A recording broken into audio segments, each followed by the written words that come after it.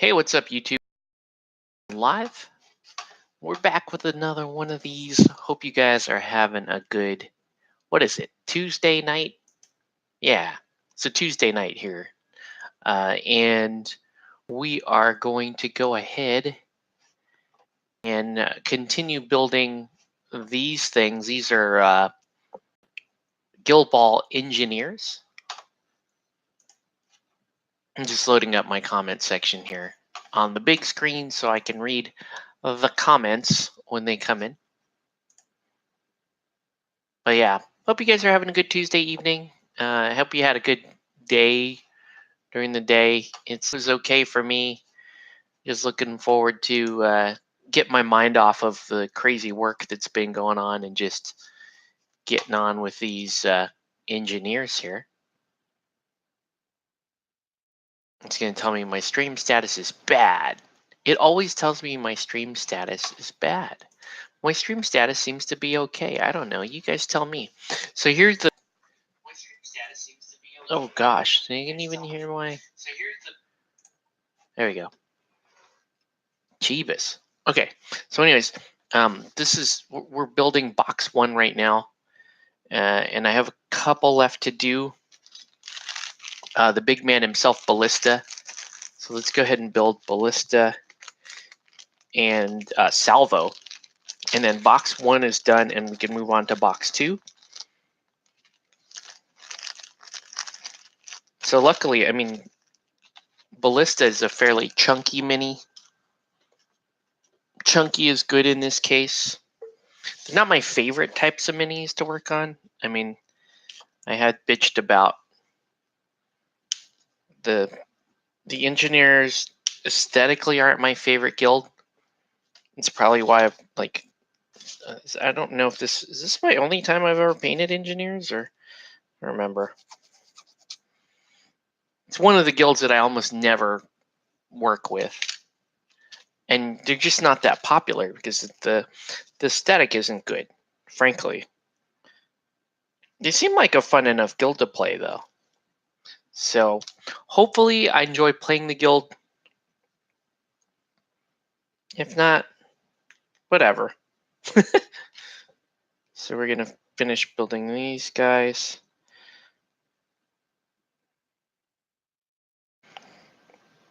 And I didn't track how many pins it takes to build an engineer's guild.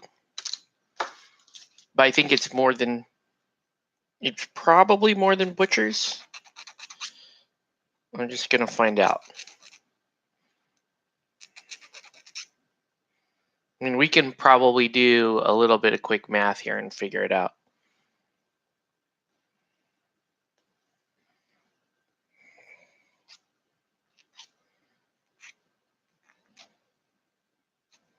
So right now I'm just cleaning up this piece. And it looks like, ooh, it looks like this piece kind of attaches.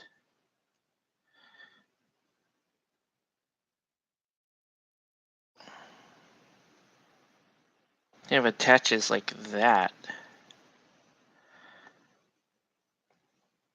That is odd. What an odd fit. Well, it is what it is. Let's go ahead and throw a pin in this bad boy. Like, I could throw a pin there. That just seems like a bad place for a pin, honestly. This looks we'll pin the hand.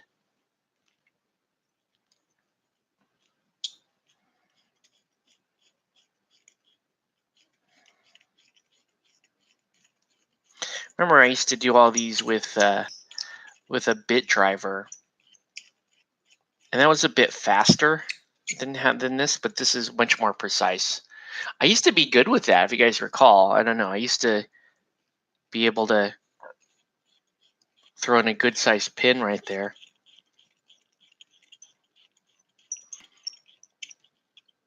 So we got one of those infamous two-handed rifle holds, which have always kind of been the bane of my existence with regards to pinning.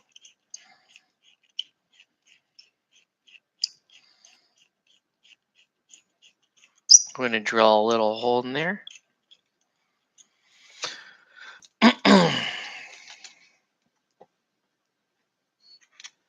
And let's drop a little glue here.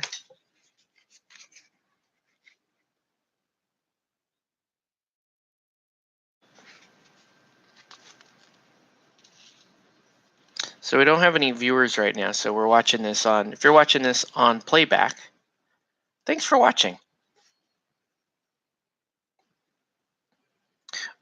Watching someone build models isn't the most fun. Let's just admit that.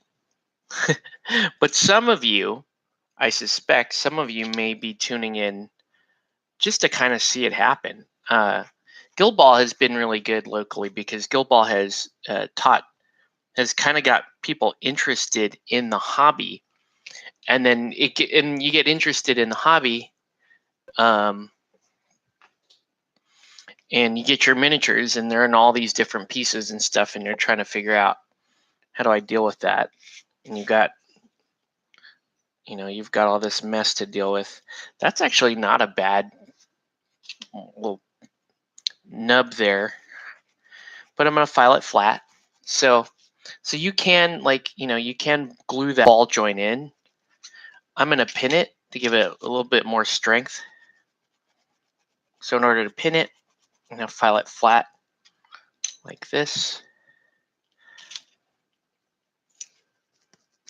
And then we're going to, and then if you have any questions about my pinning kit, I will tell you this. If you're a local, I got this pinning kit at Harbor Freight. It's very cheap. What you're looking for is, sometimes these are called micro drill bits or pin vices. And I'll break it down for you here in a minute.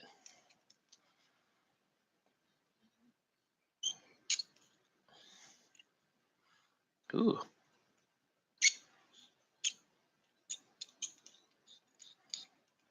Okay. And let's go ahead and pop that pin in here.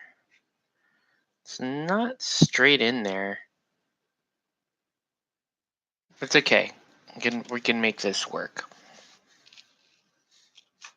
I'm gonna drop one of the longer pins in there so that I can cut it and make it do what I need it to do. Yeah, I'm gonna trim that. Okay. And then you want to put the hole here. Main thing here is make sure you don't drill all the way through. Which, if you're going too fast, you could totally do that. And I'm going awful fast right now, so I may just do what I tell you not to do.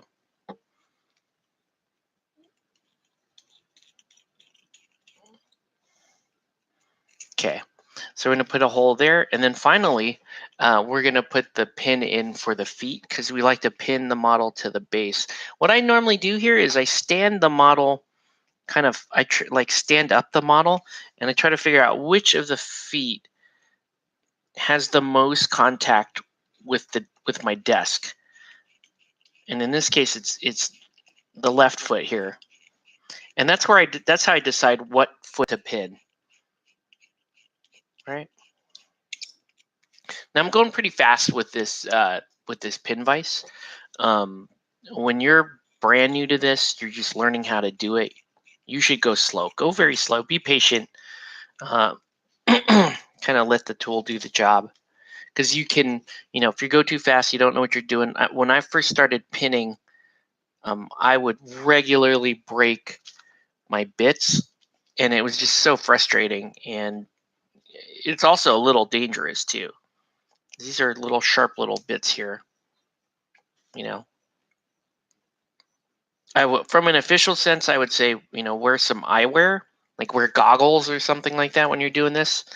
Am I being a hypocrite for not wearing goggles? Absolutely. Because watch, I'm going to take this. I'm going to take my triangle clippers here and take a little bit off here. And then usually just flies somewhere, right? Usually just flies off somewhere.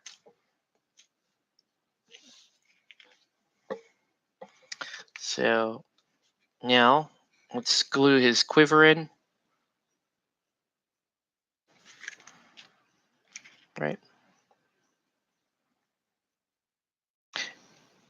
And you want to hold it firmly there for like 20 seconds. By the way, here's the super glue I use. Loctite Ultra Control Ultra Gel Control Super Glue. It's fantastic for this. It doesn't run off onto your fingers, that kind of thing. It sets up pretty quick. In this case, it's not setting up so quick.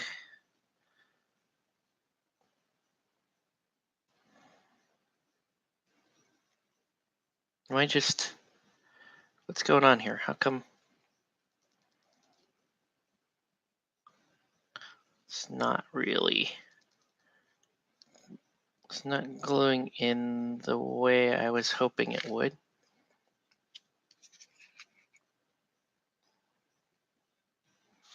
So I may have to help this along.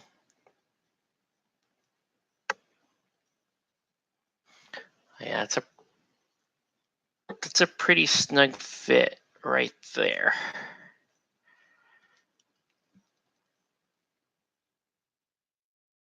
It's a little silly that this was a separate piece.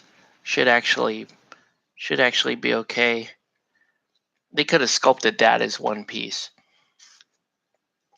It looks like I'm not getting very good contact here. I'm going to sprinkle it with a little bit of my quick set.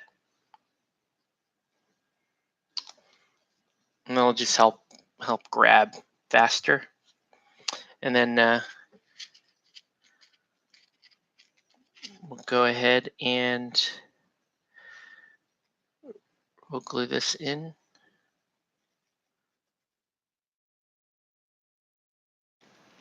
It's pretty good. It's a pretty good fit there. So do a little dry fit there.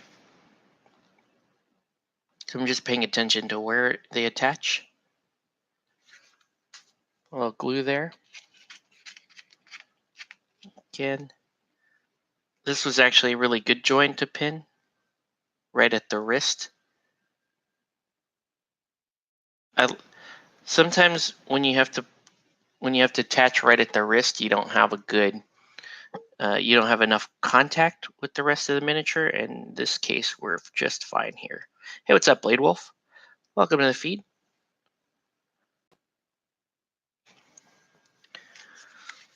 So make sure I've got a good bond there.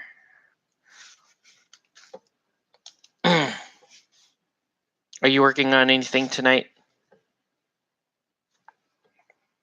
All right. So now we're going to let Ballista dry there, and we're going to move on to Ratchet. And Ratchet will finish the rest of the first box.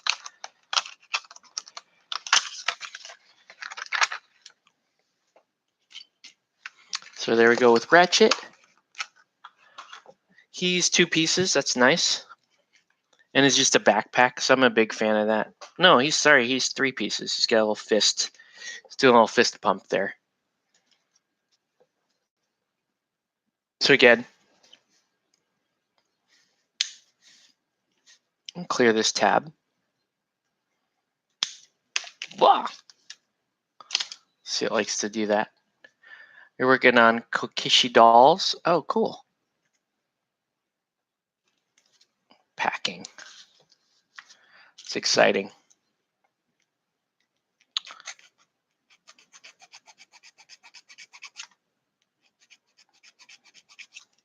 I'm just going to file down the remainder of the tab here.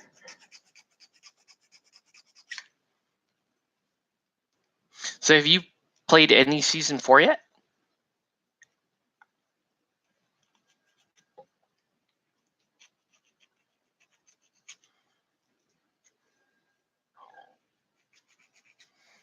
All right.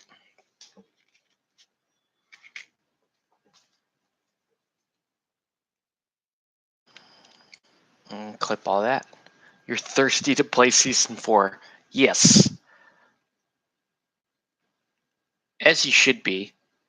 Super fun. I've really been enjoying Season 4 so far. Very fast, very brutal. You got to play aggressive to play well. You're like Tio right now? In what sense? Are you dancing? You're thirsty dancing?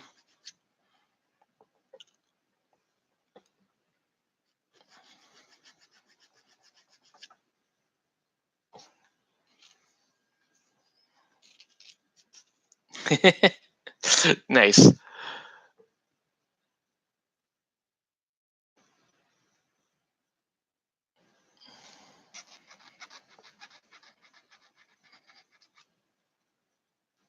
Give us a nice flat surface here. Yeah, season 4 has been awesome. Hopefully, you'll get some time to play it in the near future here once your wedding is done. And I don't know. Are you going on a honeymoon? You're gonna go on a honeymoon right away, or are you gonna go after?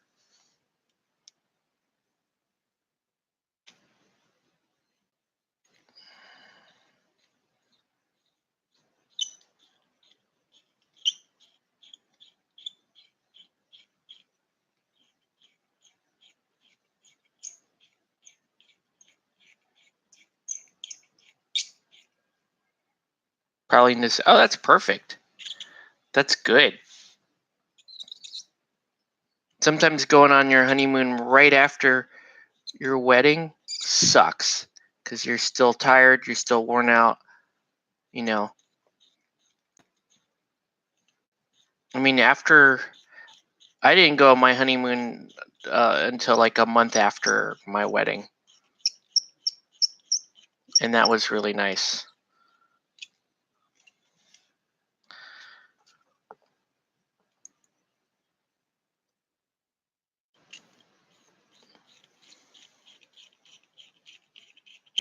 That's exciting, man. I'm happy. I'm super happy for you. It still gives me faith. Not a lot of people like the statistics are showing that not a lot of not as many people are getting married these days, and they have their reasons, and I totally respect those reasons. But I but at the same time, I'm a married man, and I you know at the risk of sounding old fashioned or maybe even a little uh, antiquated. I have a lot of respect for the institution of marriage. My wife also, like I said, when we first got together, we didn't want to get married because we respected the institution of marriage. This is a tough joint here because it's got to be really shallow. You can see I don't have much room to work. Oh, I did kind of go through a little bit. See that? I did kind of go through that. Not a lot of people want the commitment involved and the money spent. The money is a big part of it too. The money is a big part of that.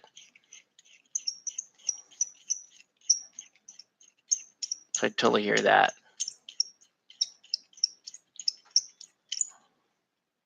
Especially young people these days, they go to school, they rack up insane amounts of student loan debt. It's basically they end up being, indentured servants. It's really sad.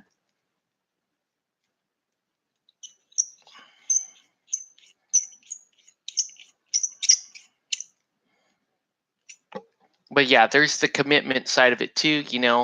Most people in this generation now have seen so many marriages fail that they've just lost faith in the entire institution of marriage. And man, like statistically, you can't blame them. But I still think that I think that if you have a certain if you have a certain attitude about marriage, if you have a certain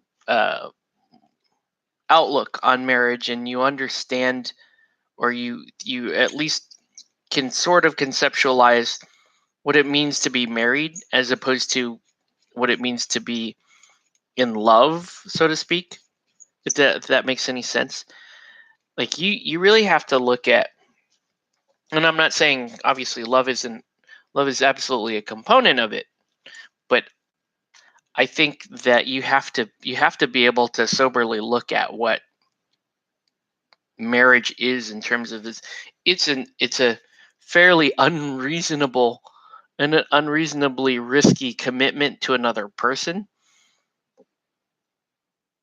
but if you sort of commit to like a mutually assured outcome with another person. Like you're gonna toil through life together, and it's gonna be super hard. It's gonna be super hard. But the point is, you're gonna stay committed to being with this person, sharing your life with this person, being a partner with somebody. And that's your commitment. Your commitment, and in the vows you say that you vow to love, honor, and cherish, and all that stuff. And I think one of the things that we do wrong is we get hung up on the love part. Like you, and not so much. I guess I'm saying this wrong. The love part is obviously paramount. I think we don't understand what the marital love is, because you have no concept of it until you actually do it. You know what I mean? Marital love is different than obviously than your obsession / infatuation, your initial attraction to a person. It's different than that. It's different than it's even different than your long-term girlfriend. This person's gonna be my girlfriend for the rest of my life. It's different than that too. Like marital love is man, marital love is trying to find the right word here without like freaking too many people out. But in my opinion, oh gosh, which way does this go? I think it goes that way. In my opinion, marital love is a commitment that you make to yourself about your partner. That's the crazy thing. Problem is, people need to know what they're looking for in love and learn to adapt to their quirks. Yeah, okay, yeah, I would say that's fairly accurate. But I mean, marital love is you commit to being with this person, and you choose to get up every morning, and you choose to be with that person, and yes, you do love that person, you do have love with that person, but it's but you love that person, like in the sense that this person is also like your your livelihood, your livelihood and your very survival depends on cooperating with this person, and committed to that you've committed to that insane thing. Like, okay, it's hard enough, from a completely logical sense, it's hard enough for anybody to just sort of um, survive. It's hard enough for you to survive, and it's extremely hard. I found it's extremely hard for people to love themselves. Now, don't get me wrong, it's very easy for people to spoil themselves. It's very easy for people to indulge themselves. It's extremely hard for people to love themselves. It's hard enough. That's one of the hardest things, I think you do in your life emotionally, is you learn to love yourself. And I know it sounds like a Whitney Houston song, um, but It's true. It's like the hardest thing you really learn is how to love yourself. And once you learn how to love yourself, you learn that commitment to yourself. You learn that sort of perseverance with yourself, and then you have to apply it to loving another person.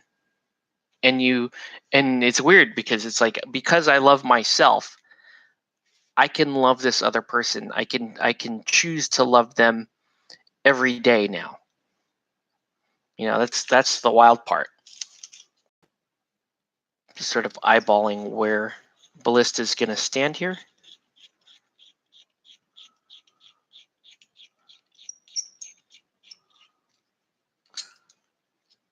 But that's just the wild part of this whole thing. Okay.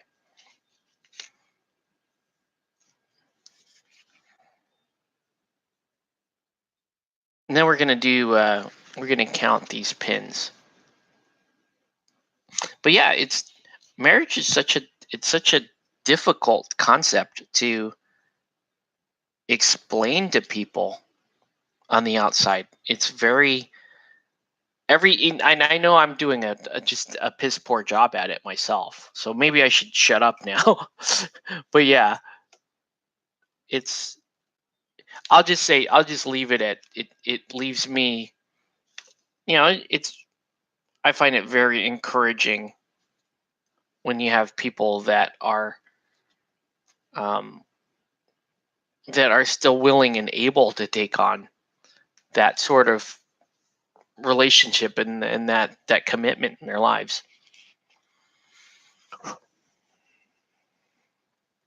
Okay. Anyways, I think my fiance and I will be in good long run because we know we fight with each other, but we can stand to stay with. Yeah. Learning to fight with each other is extremely important skill. I'm still fairly bad at that.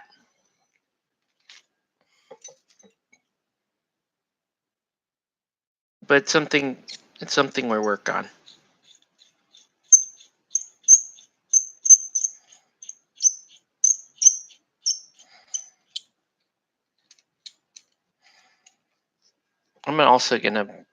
We're gonna make one guild ball with all this stuff. I think I may have made. I think I did make enough to make one guild ball.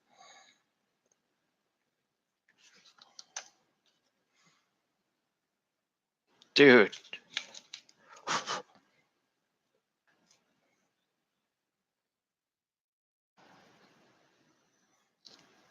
I should just, if I knew how to cast, I would just cast a bunch of guild balls. And then when I'm teaching people how to pin, guild ball should have. That would be cool to convert something.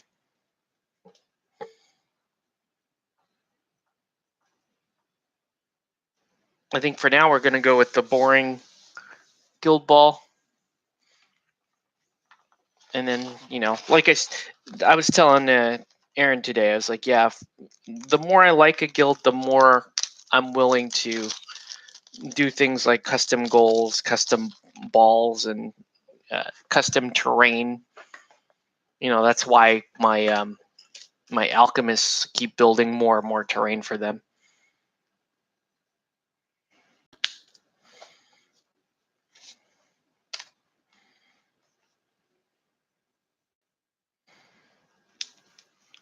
This is going to be like one of my last pins that I made yesterday.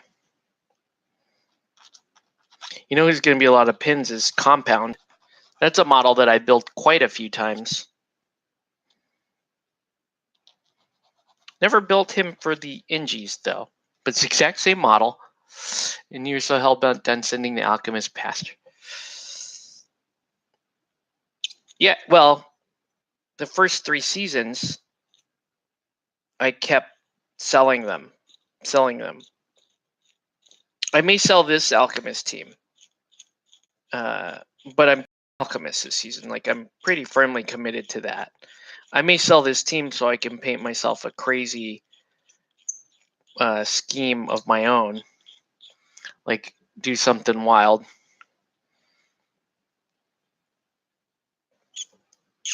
I was thinking about that whole anime harem thing and how Midas is surrounded by these extremely awesome sort of anime waifu characters, right? Like Calculus and Crucible, Vitriol.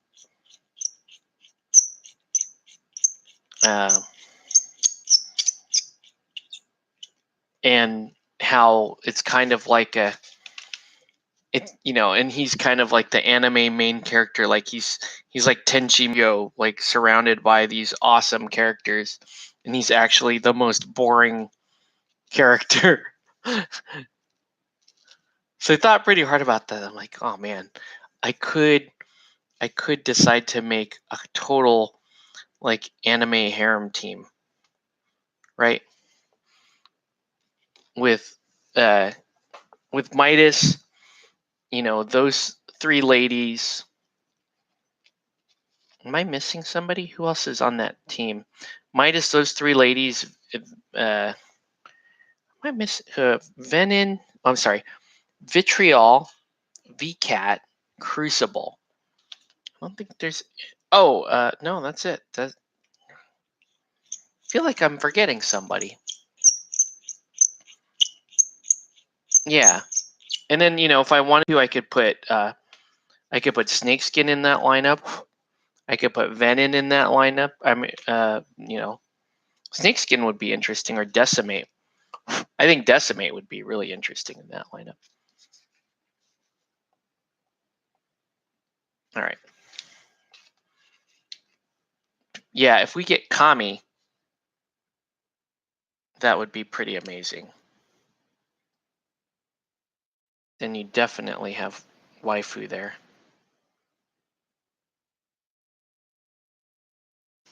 Okay, let's count the pins. Ready? 1, 2, 3, 4, 5, 6, 7, 8, 9, 10, 11, 12, 13, 14, 15, 16, 17, 18, 19, 20, 21, 22, 23. 23 pins for box 1. Okay. All right. Let's start building box 2. And I believe the biggest Mamma Jamma for box 2. Oh gosh. The big guys looks like they're the most amount of pins. Let's build compound. But hold on, I gotta clip a whole bunch of pins. Probably gonna need to clip another 25 pins or so.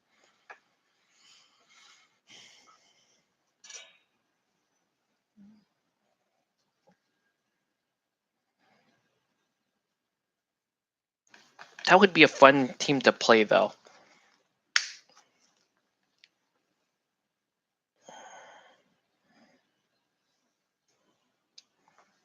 Might have to buy a new. Well, yeah, Decimate might be the right. Well, Decimate or Snakeskin. Wow, Snakeskin and VCalc on the same team. Kind of hilarious with all the 4-inch dodge. That team would lose super bad. But it would be one of the most hilarious waifu teams. It's the problem with it is you have to kick with it or you lose. That's basically it.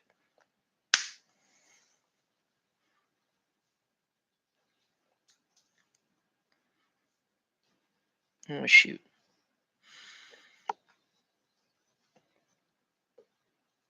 And with Snakeskin, you get another poison condition out there. And you have, like, no fire. The only source of fire that team has is Midas and Crucible.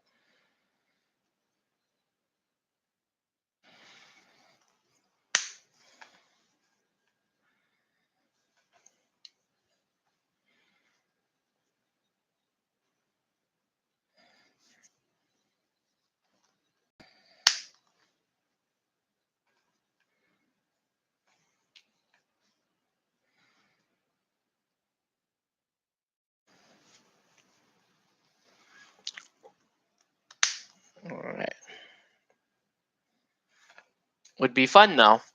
That would be a fun team, but you're just gonna get mopped up, I think. You'd have to play somebody else that was also playing like a waifu style team. You know, a team that's more based on a theme than a play style.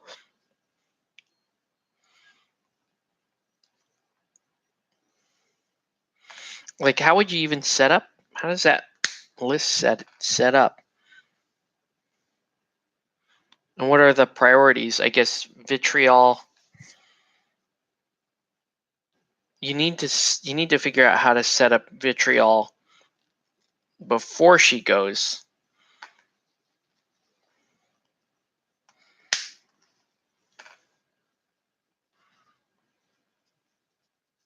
I guess we'll have to look. We'll pull up Snakeskin's playbook here in a minute, so we can have a look.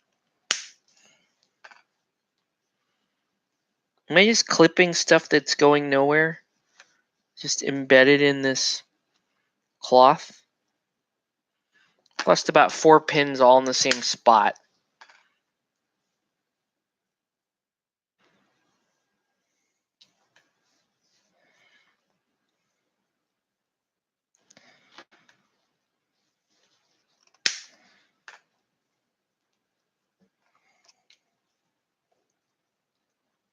She would be stuck as a winger. Yeah. I mean, I suppose if you received, you could have Midas come up, lure Crucible in, and then your goal run would be V-Calc on the first turn. Crucible would be the one. Well, Crucible would have to get in there and sort of Great Balls of Fire to help get things set up. The Flask first turn play would be for probably Crucible. Even though Crucible, it's kind of a waste because Crucible, if she can get range, she can buy her own plays for nothing. You know what I mean? She could Great Balls of Fire off a free play and then buy her own acrobatic. But chances are, if you're receiving, well, she could Great Balls of Fire the ball carrier or the kicker. I don't know. You have to pick on somebody that has already activated and that they're within like 4 inches of the midline. And not all players are willing to push up that far in the first turn.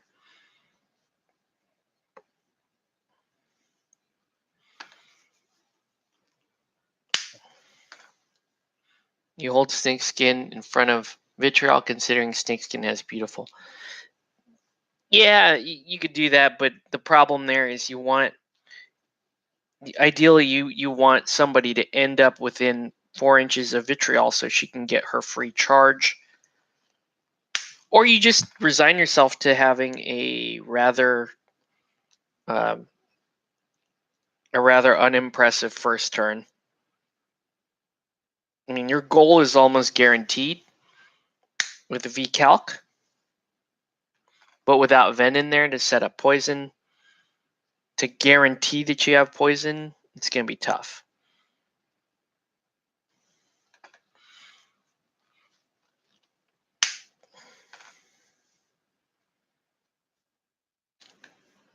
I'm just going to clip the rest of this.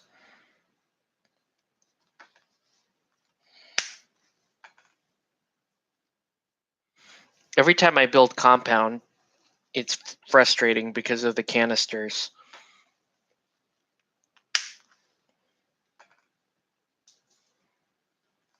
Oh my god, I've lost so many of these pins. Where did they go?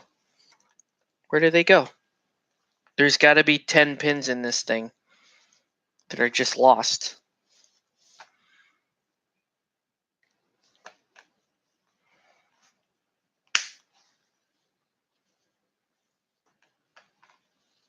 That one's just gone.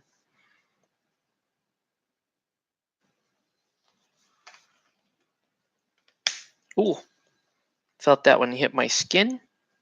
Yeah, that one's embedded in my skin.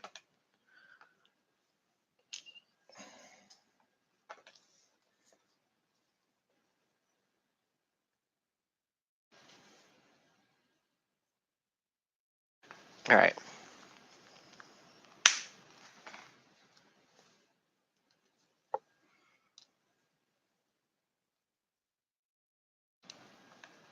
Okay, I think that's good.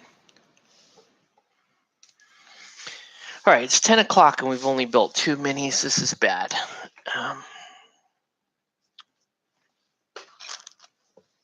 Yeah, let's get to work here.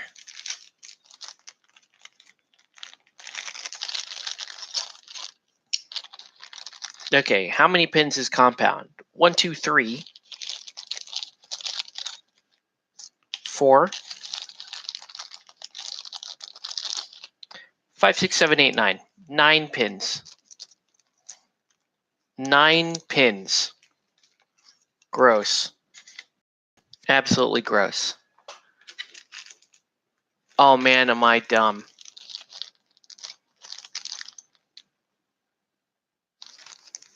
Okay.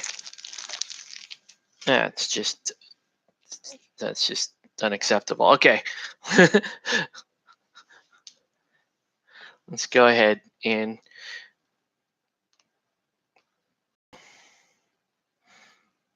yeah.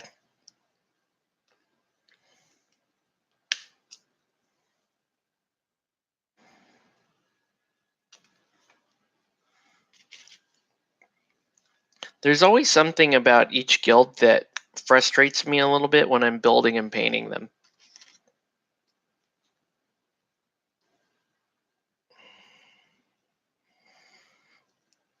With these engineers, the one thing I would say that's frustrating me is it feels like I'm going nowhere with these pieces.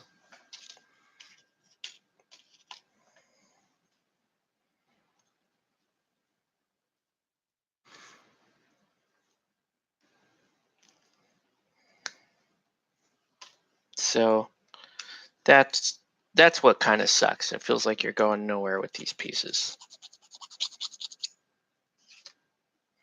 I mean it.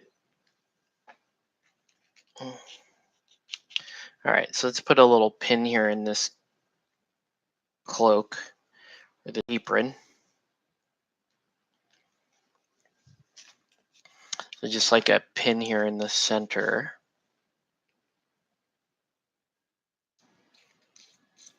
Again, you have to be careful with this. You don't want to go through.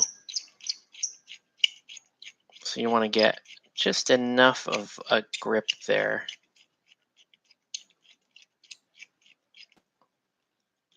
That you're not.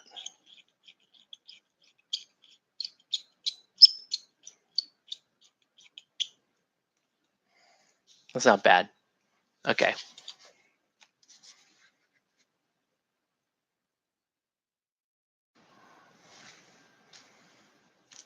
And I'm gonna. So I went with longer pins so I can trim them.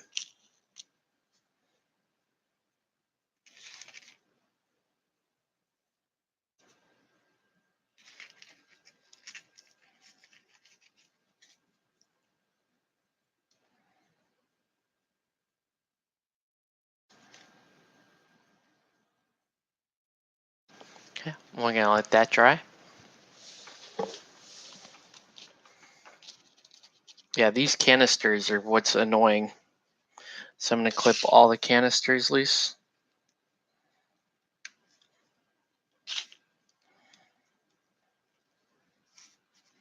And they're gonna end up with this little flat spot in the bottom. And that's where you kind of become So marbles has become second banana to Wrecker, in my opinion. You know, you field marbles in only a couple of scenarios. You know, if you're gonna field brick, which in my opinion you shouldn't, but if you're gonna field brick, you field marbles. Otherwise, you're just giving up on one of the few good things that brick had left. And then the other option is you could optionally play marbles in there when you're playing honor, just because assist marbles or assist honor is super good. So that's it though. That's it. Like, and even like I was saying, even my honor team probably not going to run marbles, just because it's what Wrecker gets you is a little bit more valuable in the early game, and it's a little bit and it's more consistent in the mid game. You like marbles with honor for his goad? Yeah, the goad's good. It's in certain matchups.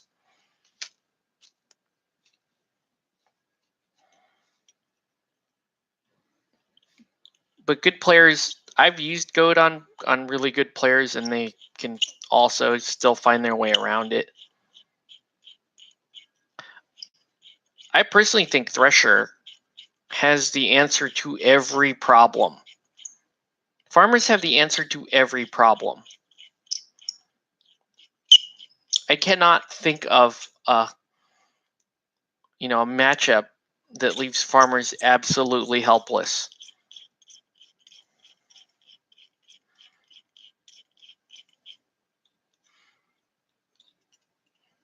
Tower Granite can use rock in a hard place. Yeah. I think Tower is just so good. They didn't change him at all, really. And that's the good part. Like, Tower is, if you feel bad about fielding Hammer, play Honor and field Tower, because Tower gives you kind of a micro scale hammer that you can use to reposition people, that you can use to punish people. Just a great all around piece there.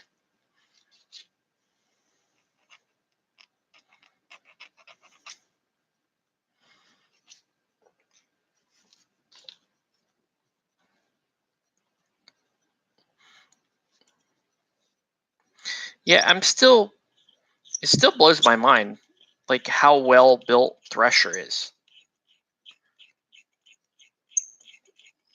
I think Thresher and Theron are, and to a lesser degree Theron, are like borderline absolutely perfect pieces in the game.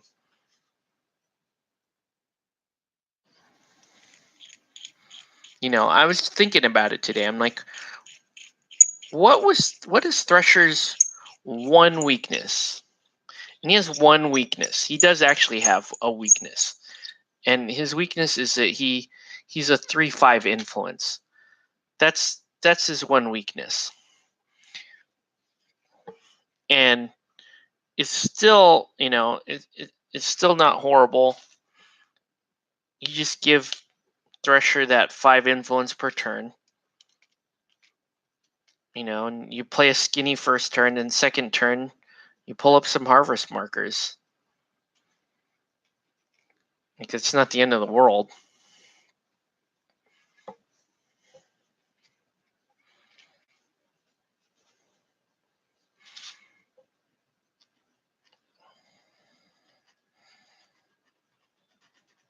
I think farmers are,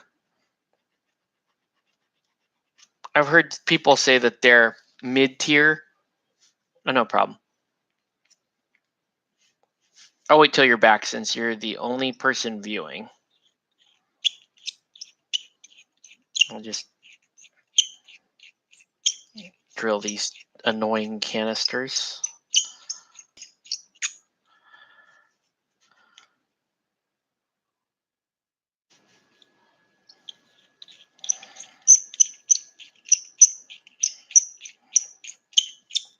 So 9 pins for this stupid model.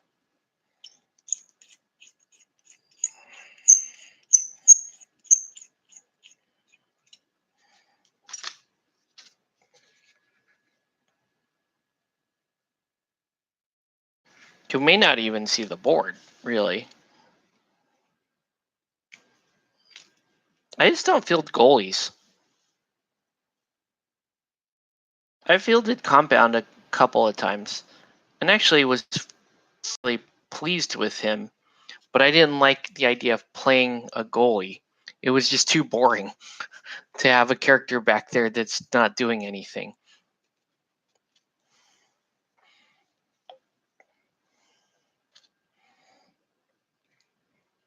You know, I recognize how good Tenderizer is, but it doesn't make him interesting to play.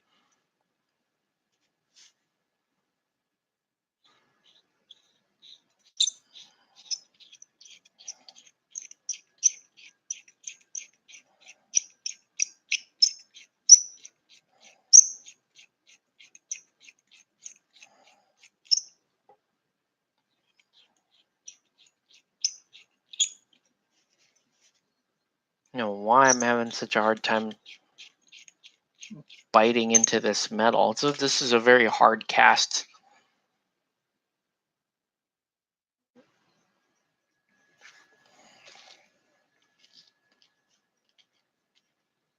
All right.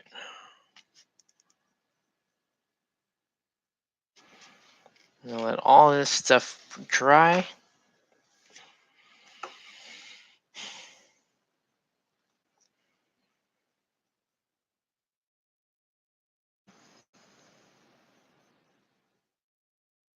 Question is, will I actually have this done by Sunday?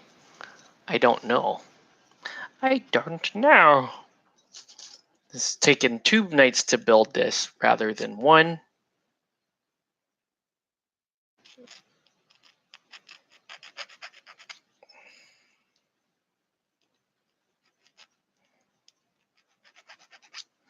So tomorrow will be more airbrushing, priming and airbrushing.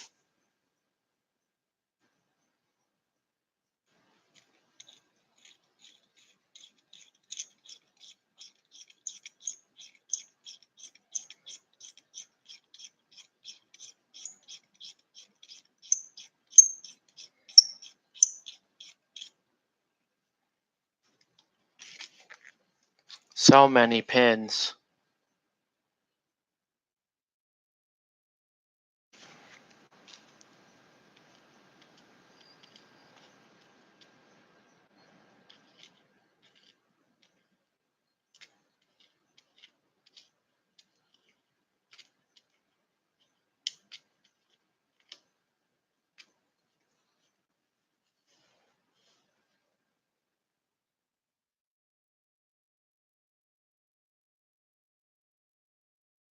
Okay. There we go. And then these arms are annoying because see how that like flash in there? I'm gonna have to like dig that out.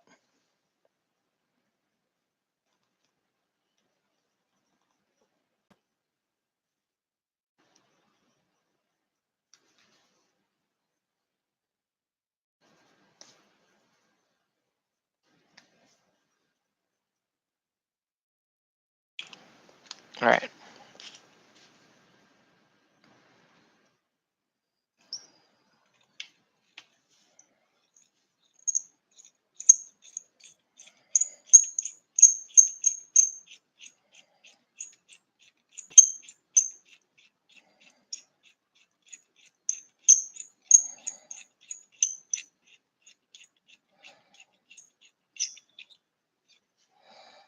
All right.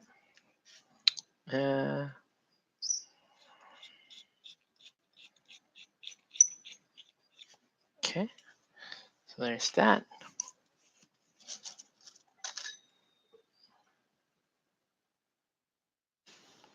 Think I can get in here.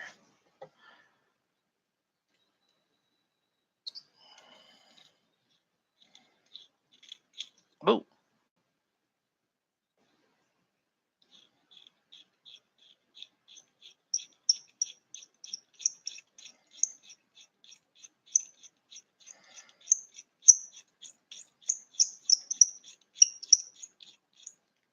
One thing that'll be interesting about painting this is all of the wood sort of automata.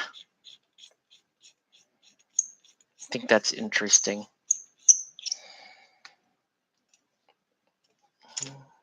Let's pop some pins in these.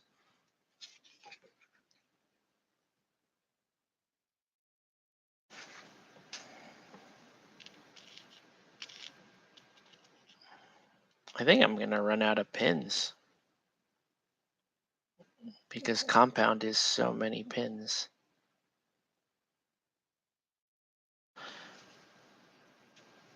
This is always such a weird, that's always just such a weird angle to pin.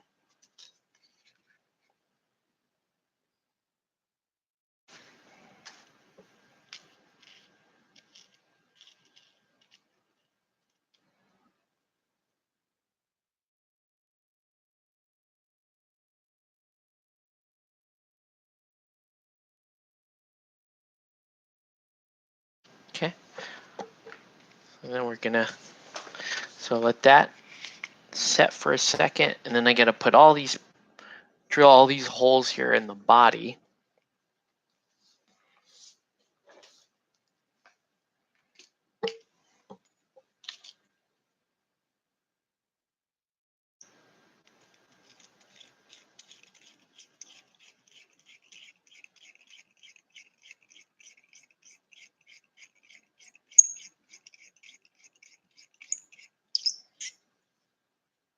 Man, this is a hard cast.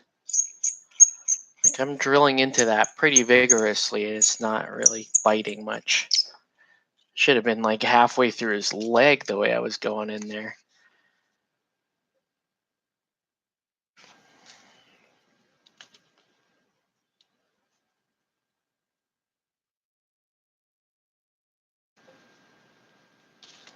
Okay.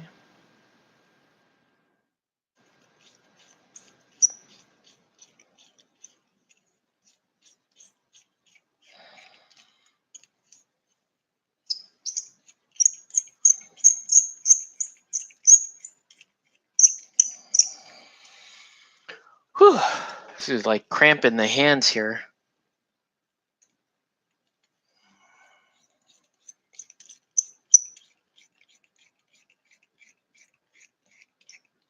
Because it's such a tough cast. Man, I'm this close to like swap into my bit driver just to do this. Oh man, yeah, this is rough. I don't think my bit driver can even handle this type of bit.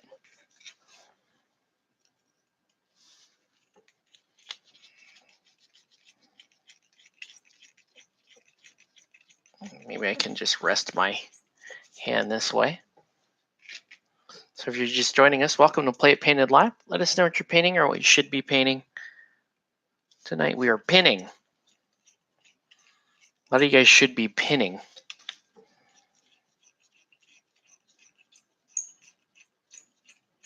Pinning is fairly important. Woo!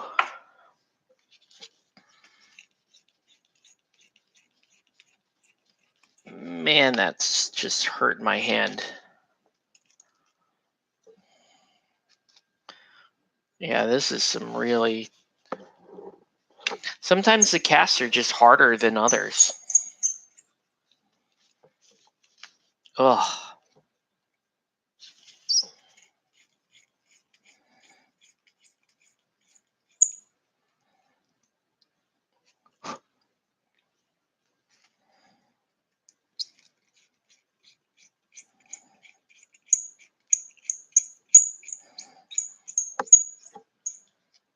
Man, I'm not getting very far into these holes because of how strong this metal is right now.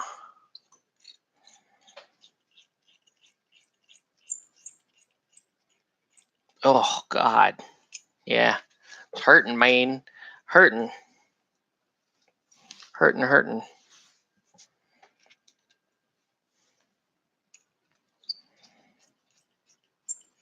got to do this a little more ergonomically for a second. Just once we get past compound, the rest of this should be okay. I'll take a little break and glue stuff that it's not going to require quite this many pins.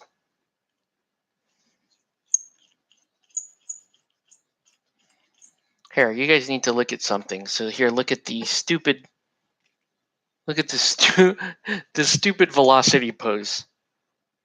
I think that pose is so bad.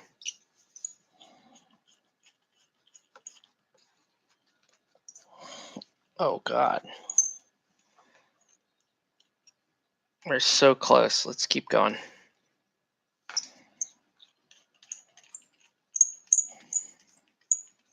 We're actually experiencing fatigue from too much pinning. Pretty funny. Okay. So what I'm going to do is I'll trim. I'm just going to trim him down because my hand is like busted right now. All right. Wow. Yeah, I got to cut that way down. So we're going to cut these pins.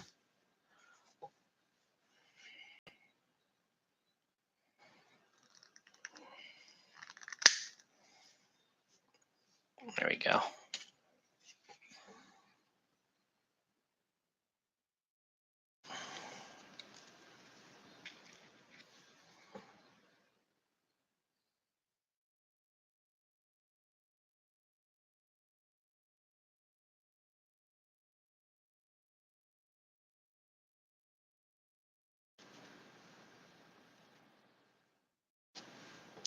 And we'll want this hose to connect right here.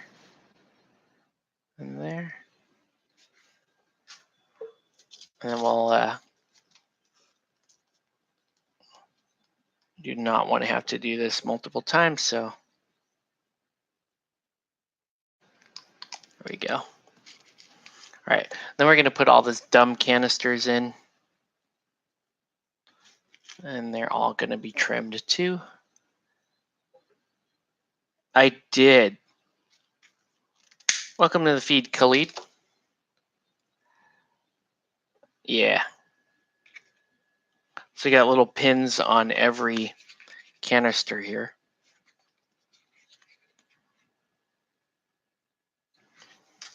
And then make sure they don't slip.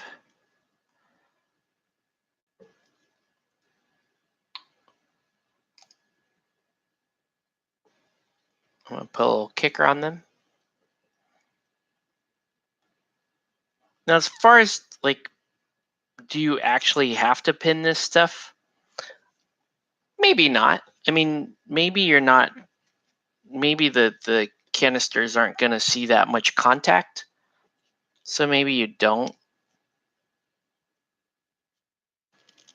But I'm just better safe than sorry. It's kind of my attitude about the whole thing. So I don't mind. Let's just take the, I just like to take the effort to do it.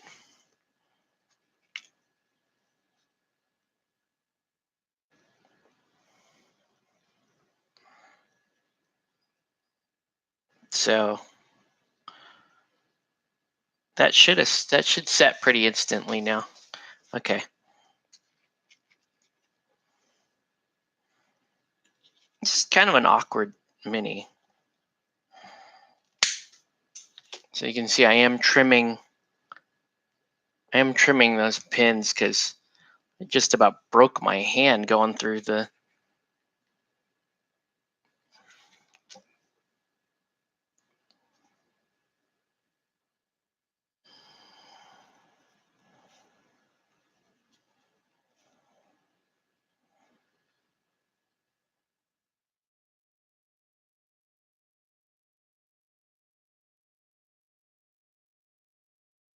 What am I missing here? Let's just seal this one up a little extra tight.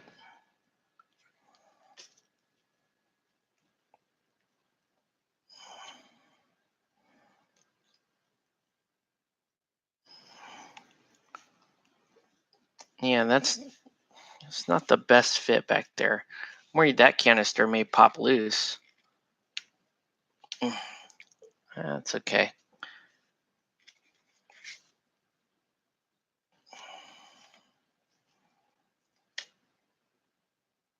All right. What are you working on? If you don't mind sharing. I'm always interested in finding out what projects people are working on when they tune in.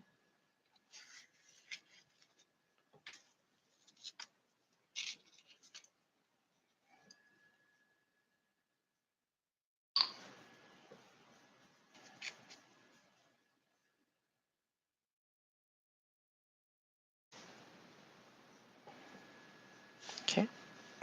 There we go. And now we're gonna do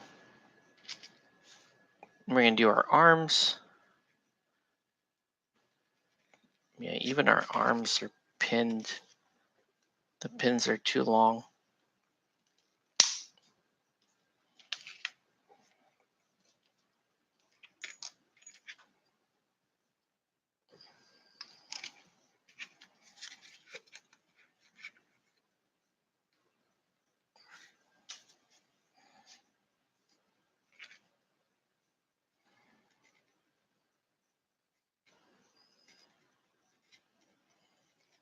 Oh, you gotta be kidding me.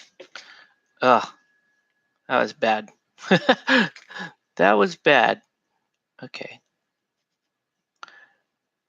I had the kicker on and it set too quick and didn't actually let me fit the pin in the hole.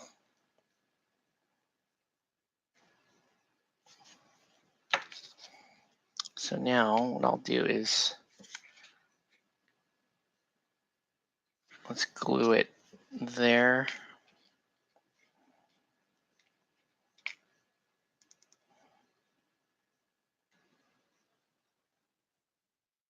So we'll glue that like that.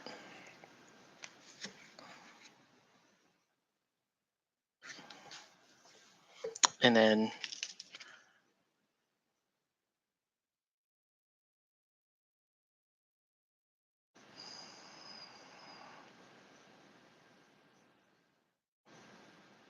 what the? Hold on.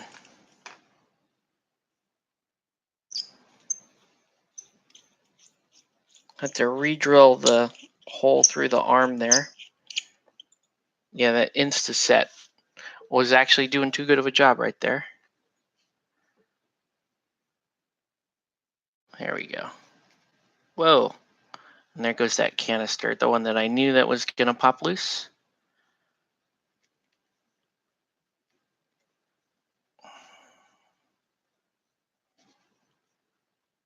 All right, that guy popped loose.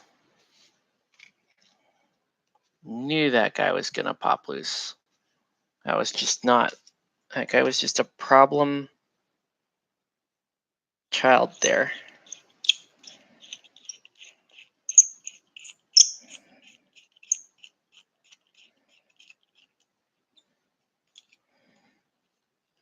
So I'll just drill out the hole again and put it back in.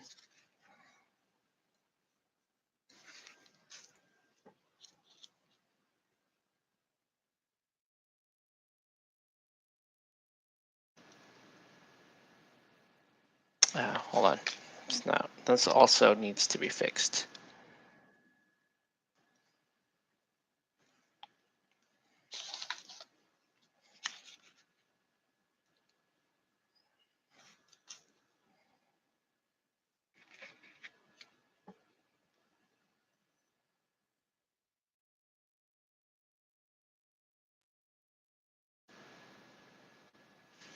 And then let's, again, we're gonna try to seal this guy in. Okay. All right. Yeah,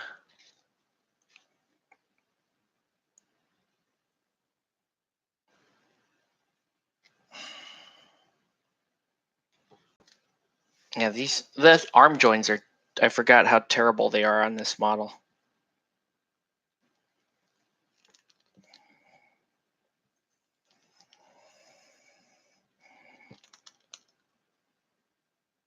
Oh boy. It's totally shredded pin there. Okay. But yeah, I think one of the core issues with this particular piece is it's really busting up my hand as I was trying to drill it.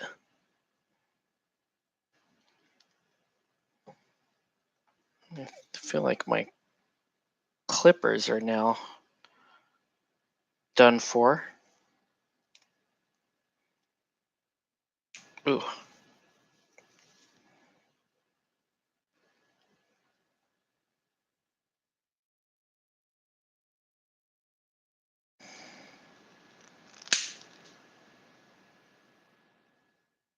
Oh, that wasn't so good. Okay.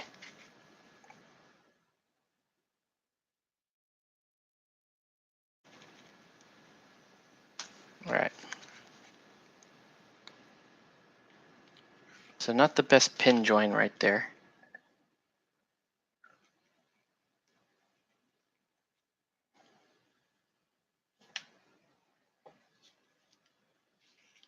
I just hope it stays.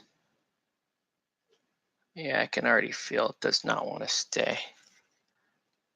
That's just a terrible join.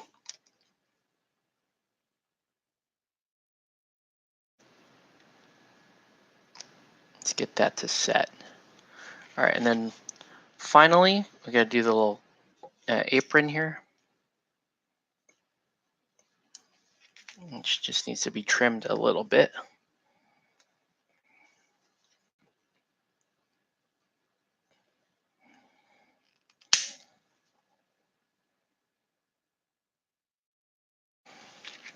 Okay. But yeah, did I mention I absolutely hate this piece? I just hate building it. Just like one of their, for big models in general are easier to build because the parts are less fiddly. But man, did they not make this guy a good time or what? There we go. And then let's go ahead and stick him on one of these while we got the gumption. Like that, yeah. Better do it now before. And then, like I said, we're going to switch to something less harmful to my hand.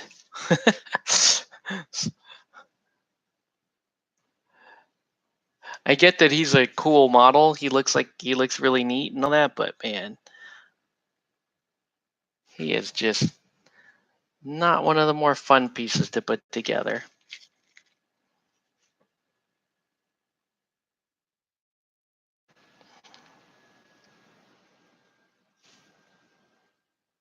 Okay, stand him back there. Okay, next up. Yeah, see, Locust is in 30 pieces. Why is Locust in 30 pieces? Now, what we're going to do, we're going to build Mother. We're going to build Mother, and we're going to build her little swarms.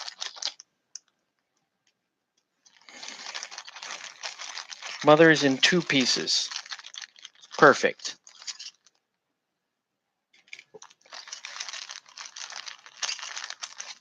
And my favorite part, the little swarms, are you just glue them down to the base, and you're done with those.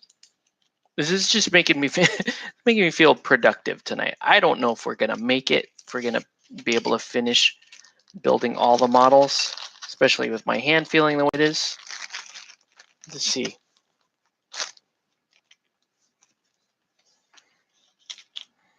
Let's see how Mother here goes.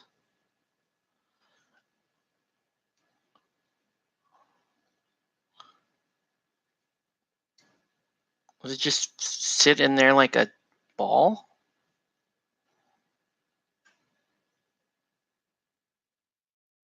How weird. So where does the pin go? Right there? Ooh! Ah! Do you get blood? Blood's always good for the show. No blood. Sorry, guys.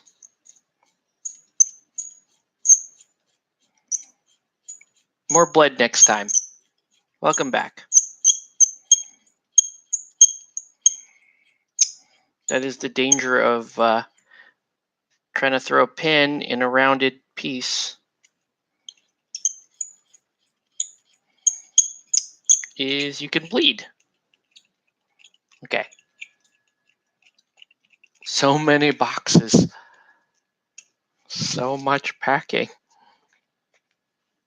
That's a lot of things that you own. Let's see if I can recycle this pin. Ah, looks like I can. It's a beat up pin. Let's not. Let's use a good pin.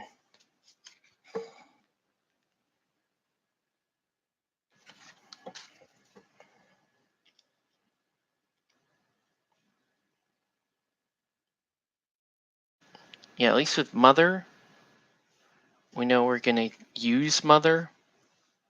Like we know Mother is gonna see time in the game. So I don't mind throwing a pin on Mother. We're gonna throw a pin there.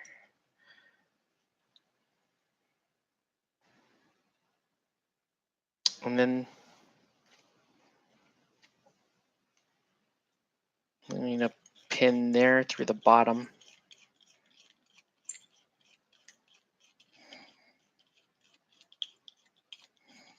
All right.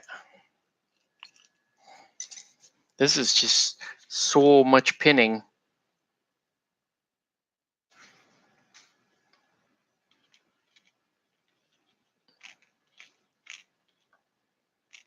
Ah!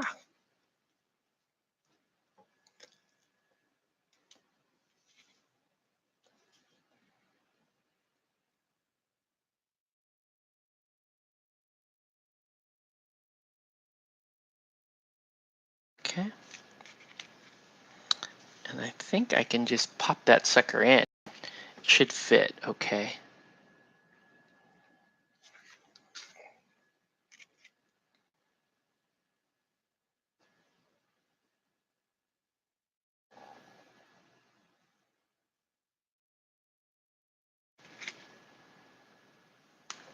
Need to trim the tip of that pin.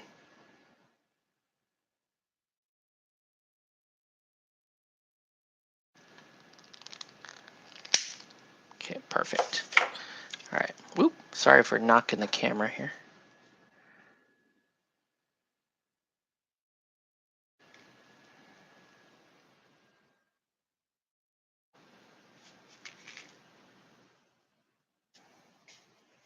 Well, it's just not gonna work, is it?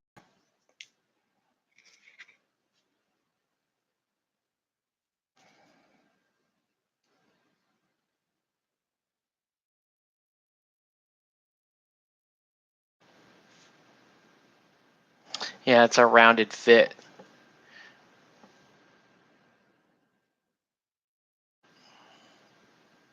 With a reasonably cool looking piece.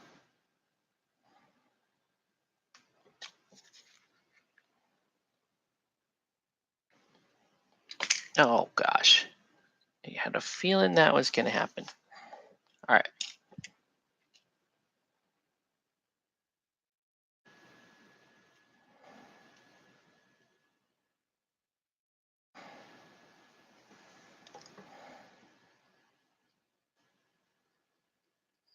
Let's get that to set.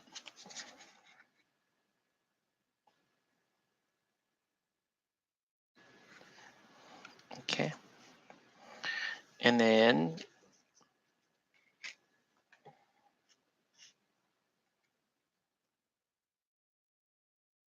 just put the pin there towards the middle of this.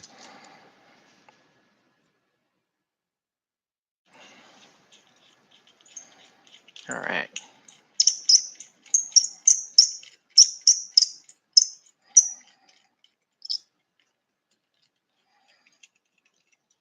Nice.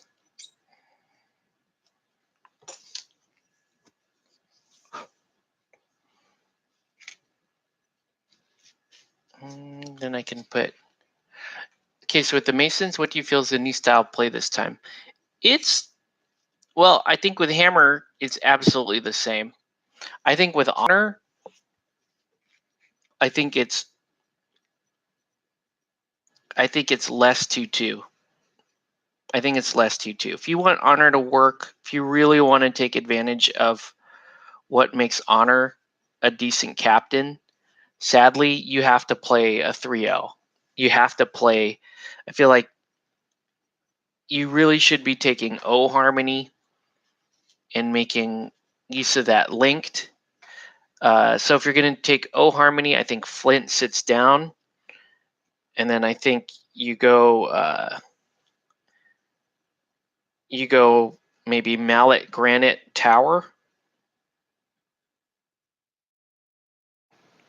And then, that lineup nerfs that lineup nerfs Honor's damage potential.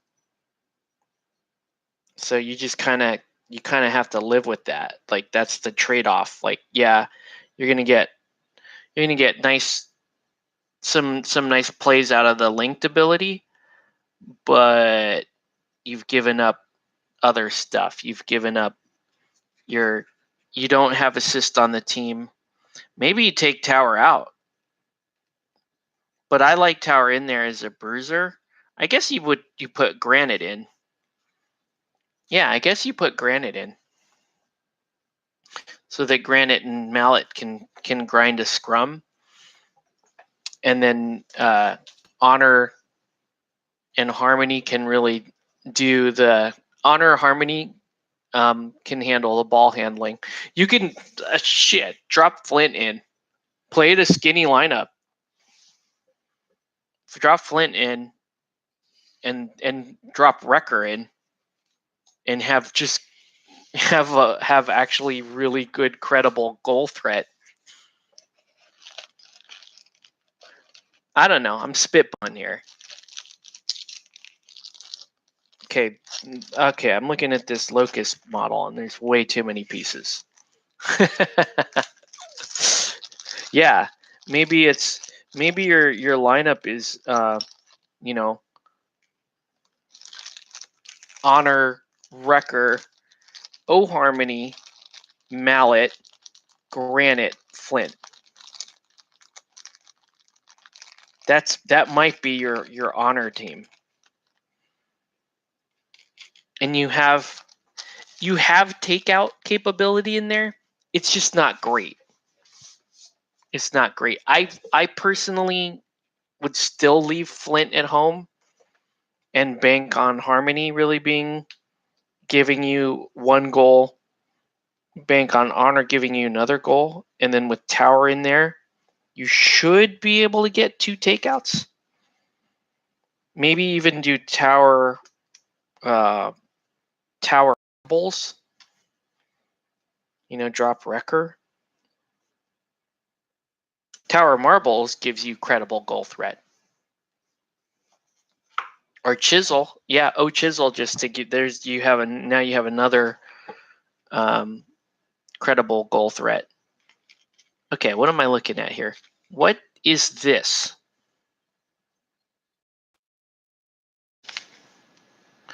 Oh, it's just a stupid piece that goes on the back. Okay, sure, Locus. I always loved the look of this is my favorite looking automaton of the engineers. Is he worth taking? I don't know.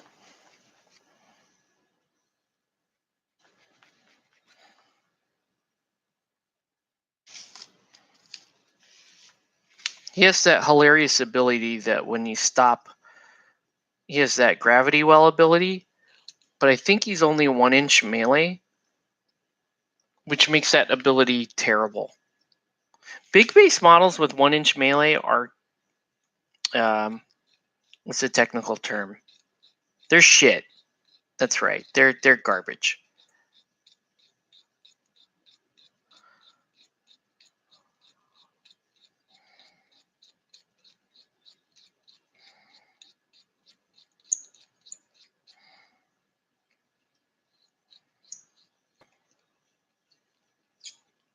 All right.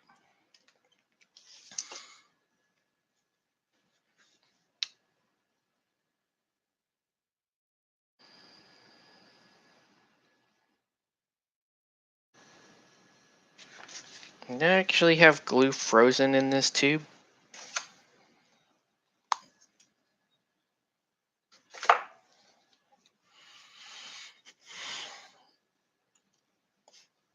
Which chisel?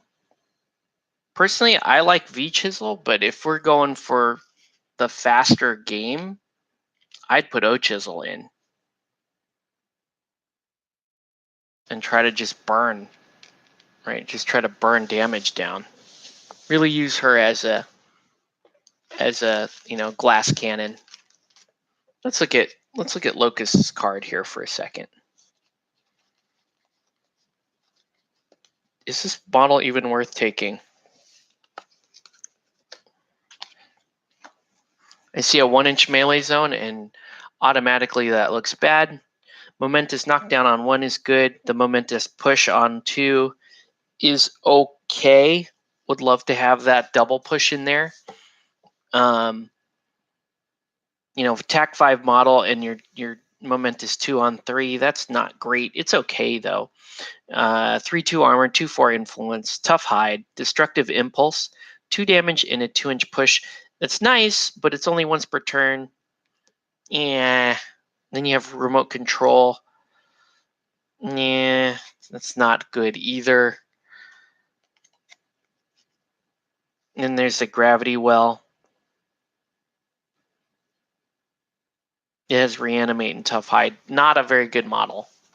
Still not a very, I don't have a compelling reason to take it. That's a shame.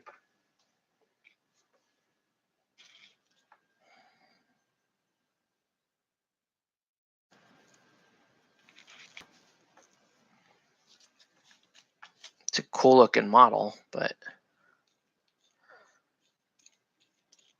he doesn't have, without 2-inch range, he doesn't have the ability to really control a scrum.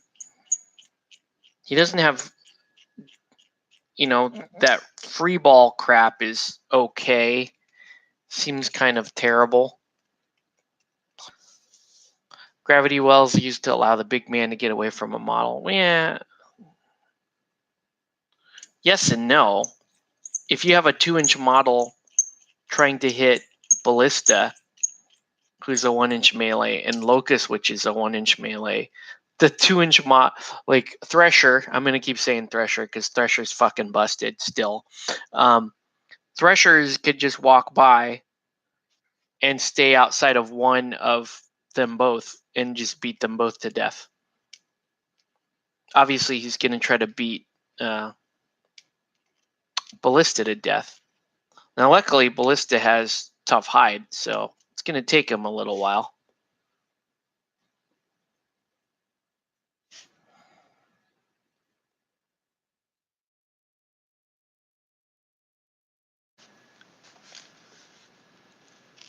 You know why he's there?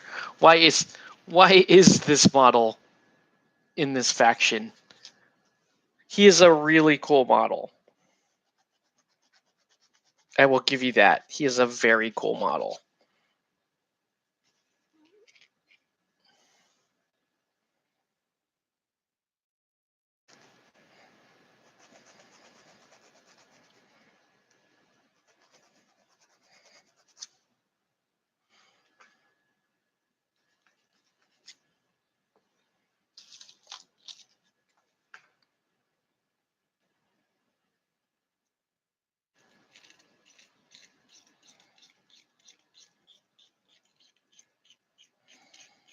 But yeah, I'm all yours. I can't wait to hear why this model is a thing. Locust is there because he's the only one to have K on one and push away to allow, and the characters have free shots with arrows. Yeah, but he needs, if he really needs to do his, if you really want to use him as a sweeper, I think 2-inch melee is a must. And then at the very least, momentous or non-momentous double push on 2. Then you have a really strong sweeper in there that is extremely hard to kill. Take the KD away, put it down on 4, I don't care. But the double push on 2 and 2-inch melee makes him more like Harry the Hat, but a very, very resilient model. Like, this model's not going to die. That's the one thing. Yeah, give him battering ram. Right. Give him battering ram. There you go. Also another improvement to this model.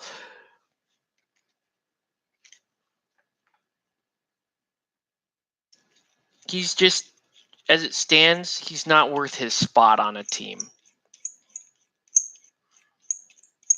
And take this from somebody who's only played like 1 game ever. Would you rather use Locust or anti-Spider-Man?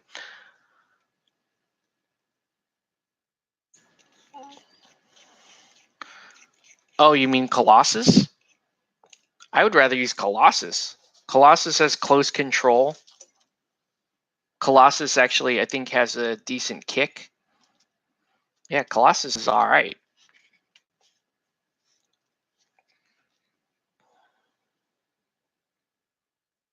We'll look at Colossus's card here in a minute, too. Might as well.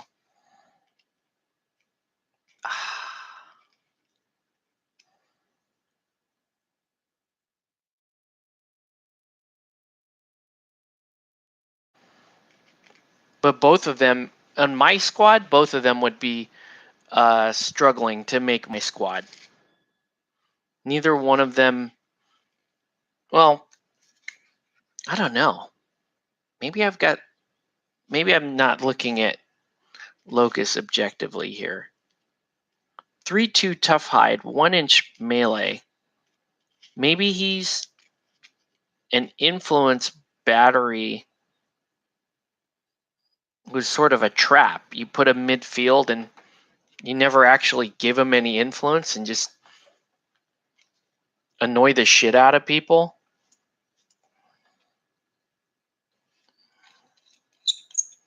Maybe he gets 1. I don't know. I think he's a 4. I'm going to assume he's a 4-6 move. Yeah, he's slow. He's a 4-6.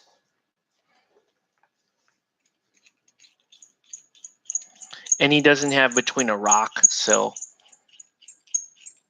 to actually get him in the fight, you have to pay 1 the first turn just to sprint him to get anywhere near the fight.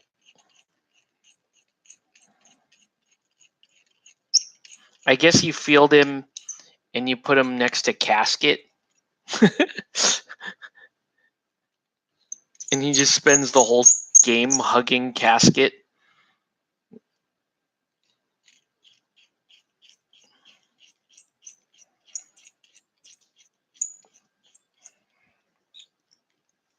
I guess you kick with this model to get the extra 4-inch jog. Yeah, he's just not. I don't have any compelling reasons to keep him. Well, he's a 4-6 kick, so he's a good interior passer.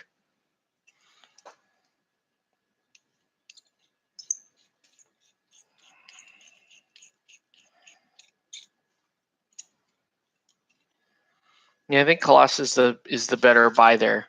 The big, problem with Colossus is he's a momentum vending machine. Did they up Colossus' defense? I forget. 1, 2, 3, 4, 5 pins for Locust.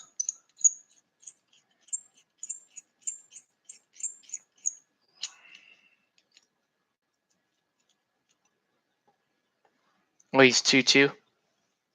Yeah, you got to play him at least. Definitely at least Locust, because the model is cool.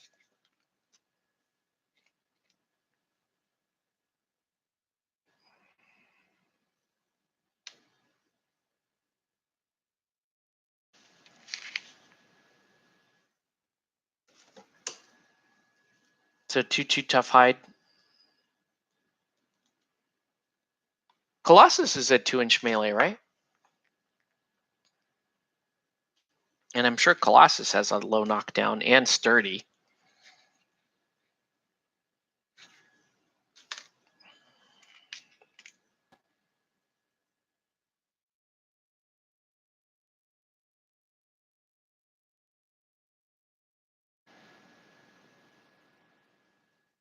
It would be cool to be so good with engineers that you field Colossus and Compound in your list, and you just play a crazy 3-0 where you're so good with the other players that you don't ever really need these guys in play. Oh, Stoic is such a good ability.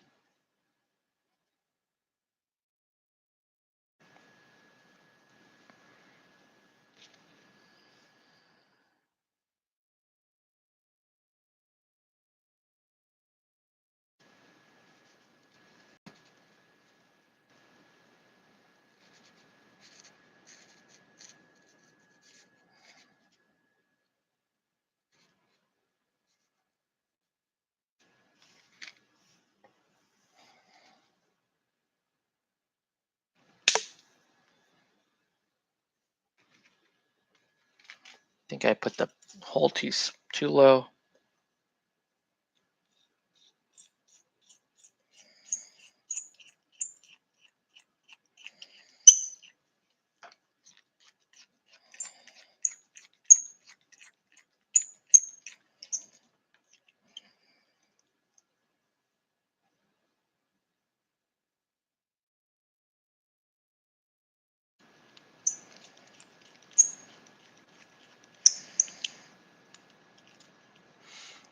No, my favorite engineer though, by far, like by a mile, is Megatron, aka Hoist. Love number 11. Such a good player. So freaking versatile. Him alone made the team interesting enough for me to want to play it.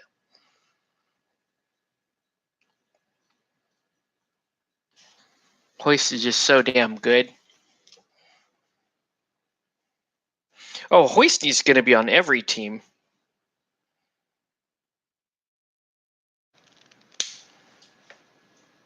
Oops. Trim that a little too much.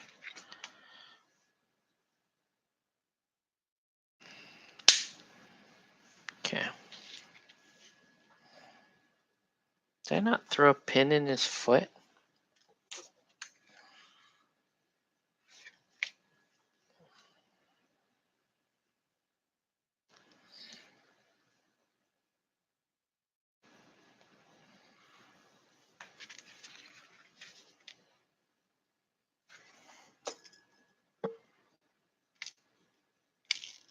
Ugh. I'm definitely not going to have enough pins to do the rest of the models.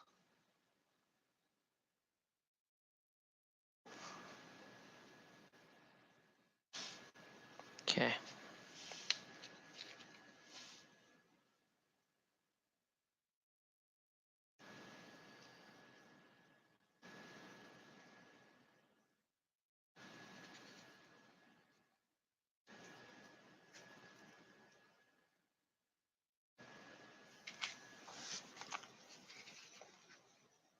So this sounds insane.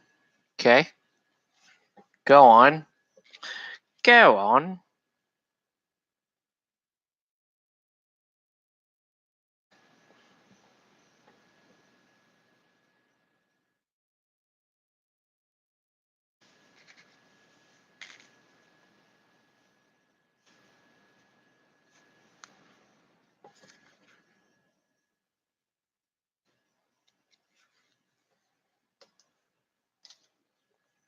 Ugh.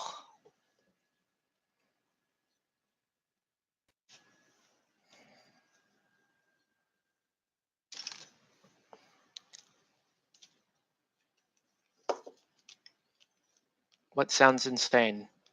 What? What sounds insane? Oh, really?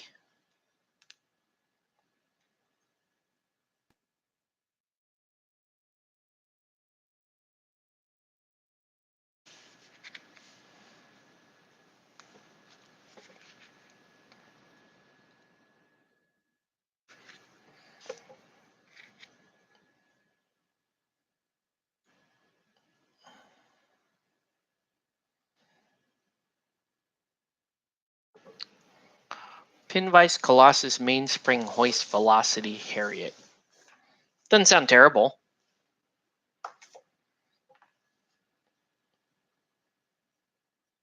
I don't know that mainspring deserves to be on that team, but sure.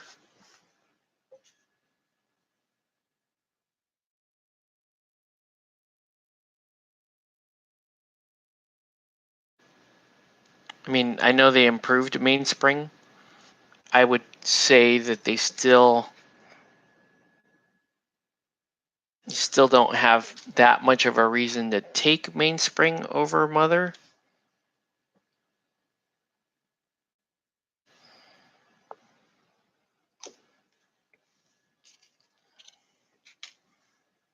Just preserve it, but you're a fisherman.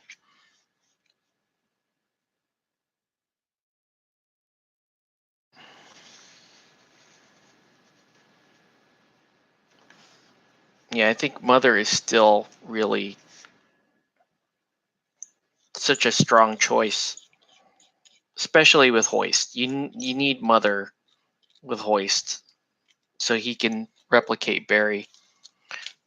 Like Thief is a fun ability, but probably not worth your true rep.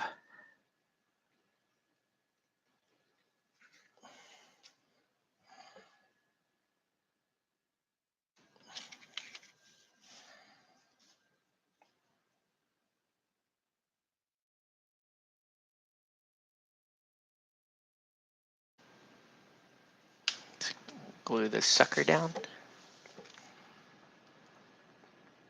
1, 2, 3, 4, 5, 6 pins. It's a lot of pins. On a Mr. Hoist. Let's hope he doesn't lean over too far. All right.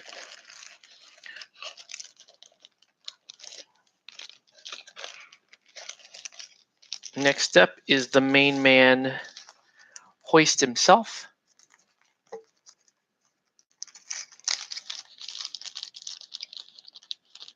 Wow, 4 pins on this model.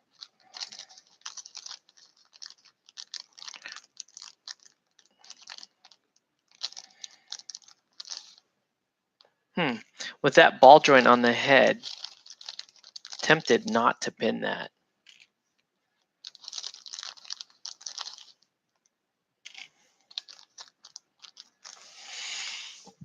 It's a lot of pins for just not a very good sculpt. So one thing I'll say about Hoist. You don't go, wow, but the model though. You're not really doing that on too many of these guys, on engineers. But the model though. Locus is the only guy that you're going, oh yeah, but man, that model.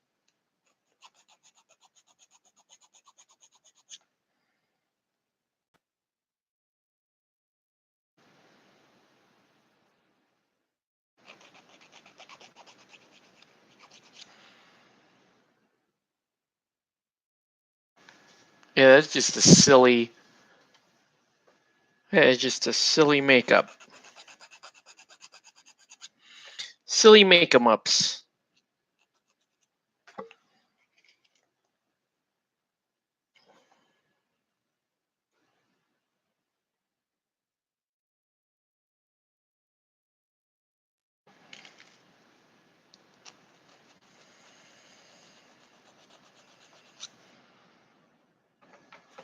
All right.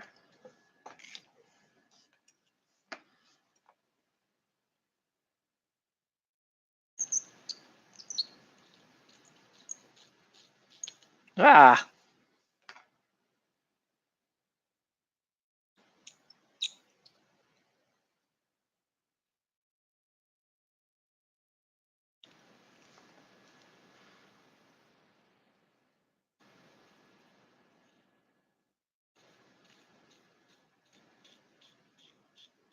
Ugh.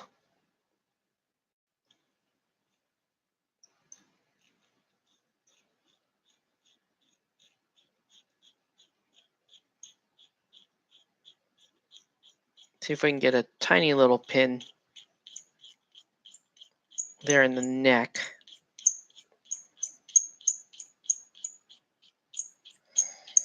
In fact, the way this guy pins, maybe I'll just throw all the pins in the body and glue the limbs in. Sometimes I do that. I reverse it and put the pins in the body, especially if they're small connectors.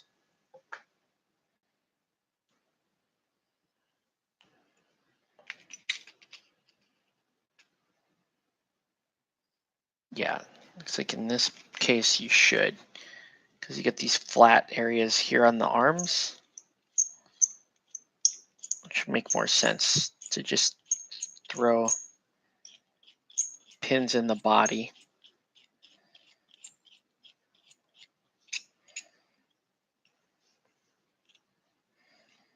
And then you can trim them down to whatever size you want.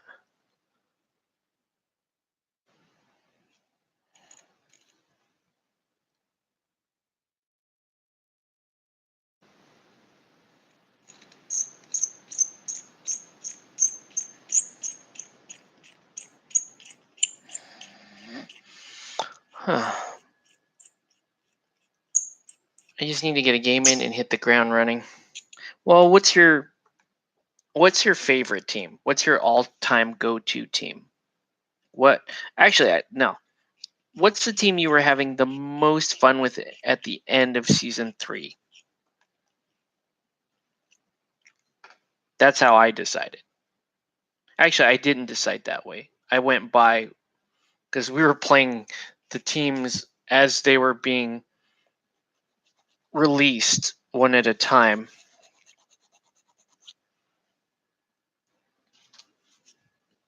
So I think I played Church my first game of season 4.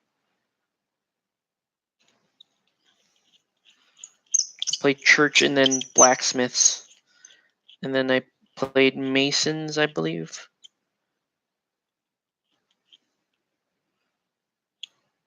Oh my gosh. Hunters. Then play Scatha. Sounds like a plan to me. Play Scatha. That's what you should play.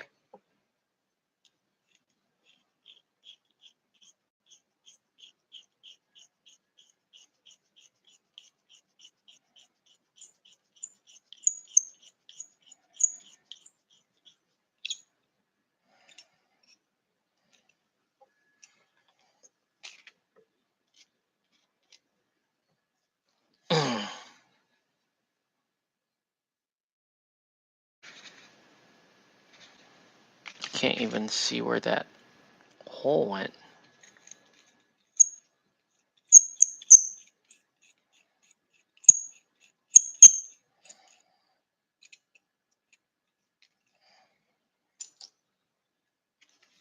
But yeah, that's what you should play. You should absolutely play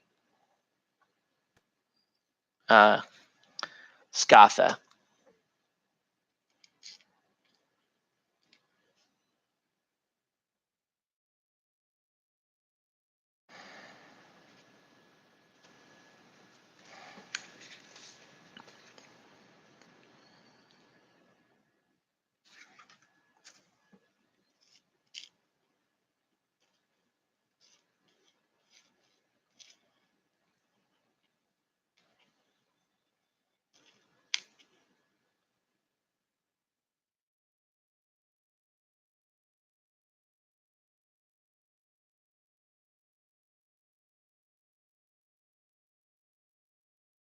Okay. But do I play Clean Scatha? I say play Dirty Scatha. Play Dirty Scatha. Come out of the gate swinging. Play the Roughneck.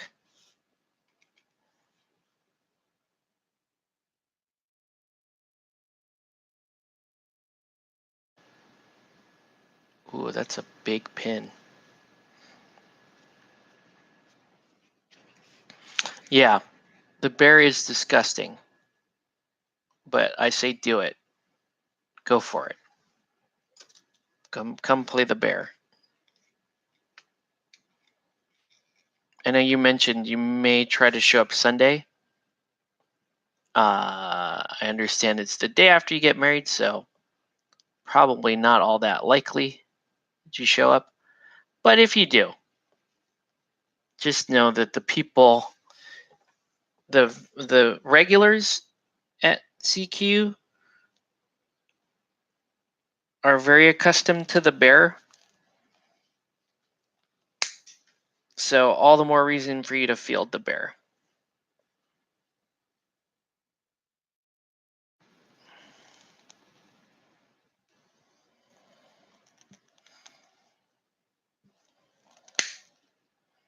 But yeah, that bear is disgusting.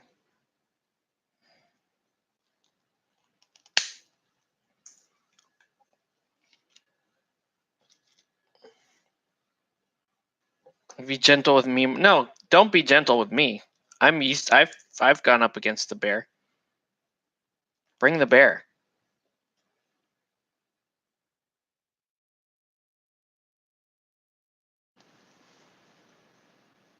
Yeah, I don't want to. I don't want to play anybody. I don't want to play anybody being like gentle.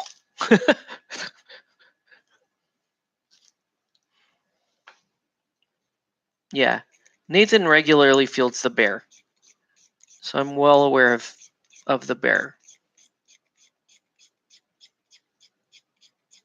Now, Mark would want that either. I think Mark would want to face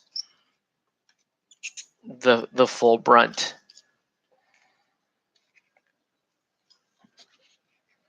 So yeah, I think that settles it. You should totally play Dirty Scatha.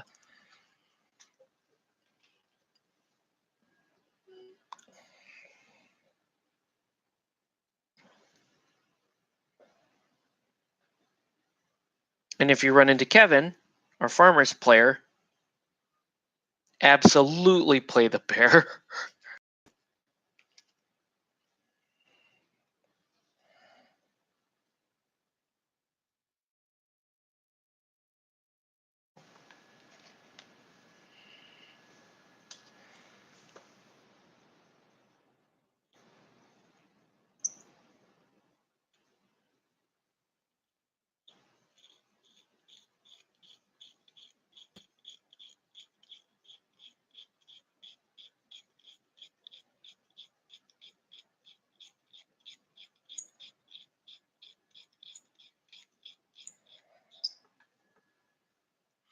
Robert Camp, I've had the bear killed in one activation by Fillet.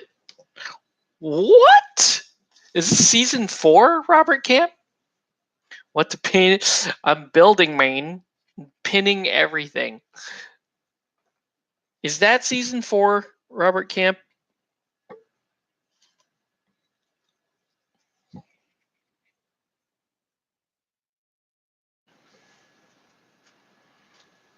I guess you could. No, yeah, I guess Fillet, a fully tooled up Fillet, could probably do it. Man, that doesn't even make sense. Oh, it's season 3. I don't know. I think it's probably still possible in season 4. Although the bear did gain, I think the bear gained either an armor or a +1 I think +1 defense, right? Yeah, there's got to be some spikes in there. Yeah, for sure.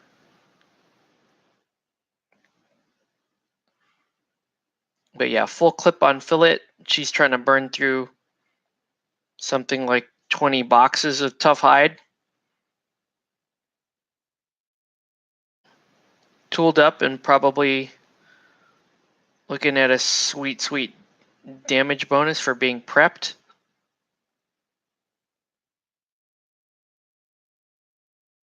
Probably. Yeah, he's now 3-0. Yeah, he's 3-0 tough hide.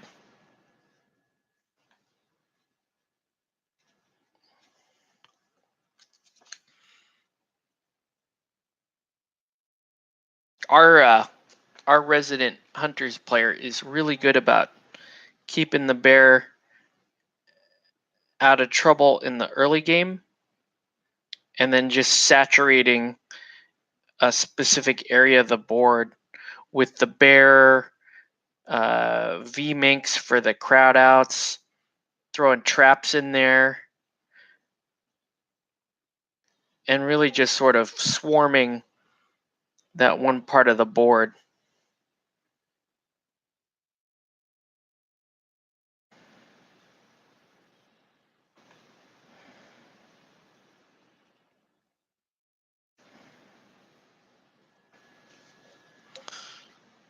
So that makes sense. Son of a...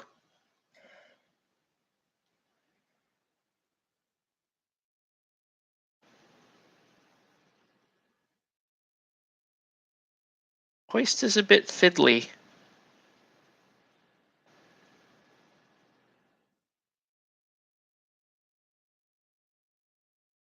And the glue's acting like it's really just sort of peanut butter. It's not really doing anything right now.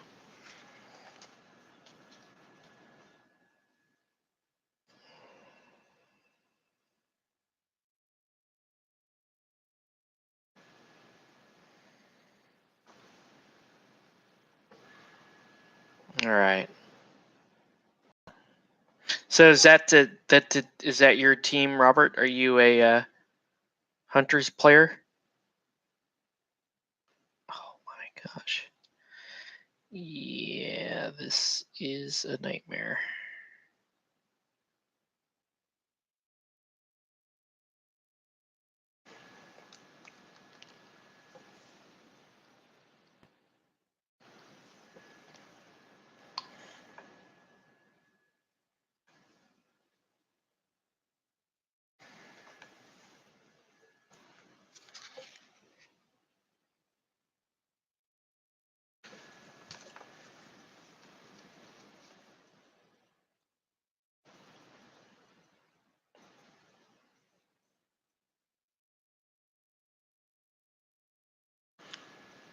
Season 4, okay. Very cool. I think Hunters are one of the top tier teams in the game, especially with the changes to Scatha. In tournament play, it gives them really good weapons against the various matchups. Season 3 was mainly Mason, so I'll be looking at Morticians and Hunters and maybe Alchemists. Oh, nice. Yeah, I was also primarily a Masons player for the first 3 seasons, and then towards the end of season 3. Well, actually, season 3, that was when, throughout the course of the season, that was really when Alchemists started to take over for me, and now they're my main team. So I'm maining Alchemists, but with a specific emphasis on Midas. I'm of the opinion that Midas got nerfed after playing him quite a bit in season 3 and really getting used to his toolkit in season 3. His season 4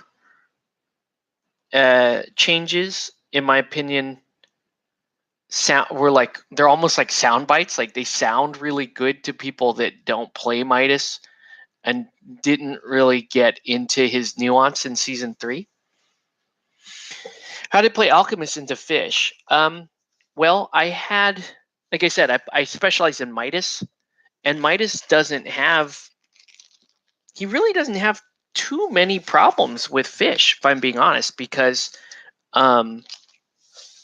it was my team last season was Midas Flask, Venin, Vitriol, VCAT, VCalc. 4 Vs, right? And I think I may have some Alchemist games versus Fish. I think I may have a loss on the channel. I may have a loss to Corsair. So that kind of went south. I actually played like an idiot that game. I'll just admit that.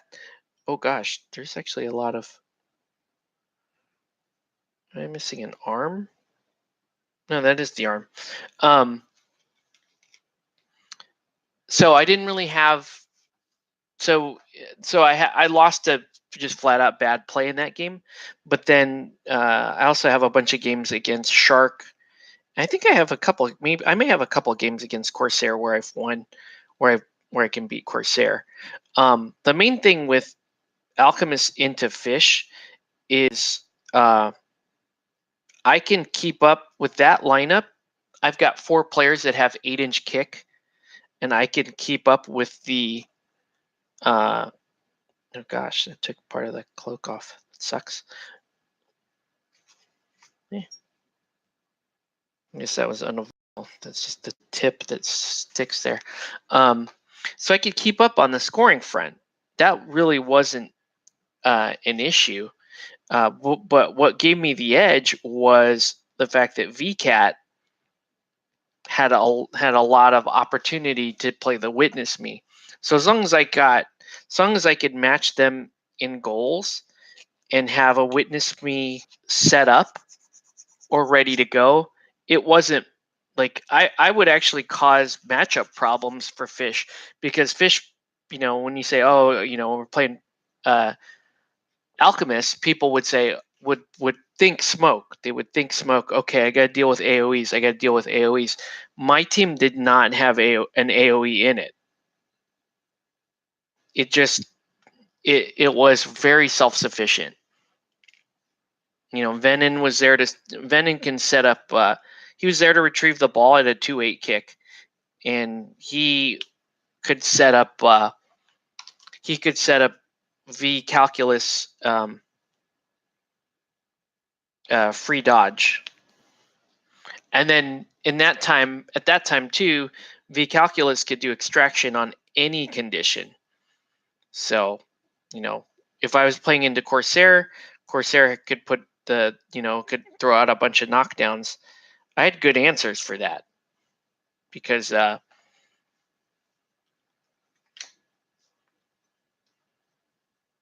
could remove the condition for free with VCalc and then pull up the board.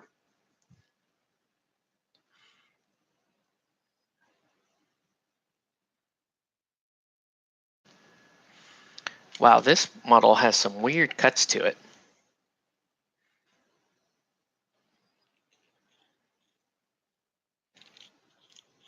So that list that I just mentioned, that season 3 list, was a 2-1 list, right?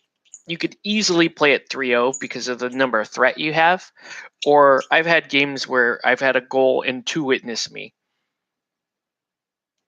Obviously, that playstyle is completely gone now, but people didn't understand that VCAT was a Midas player.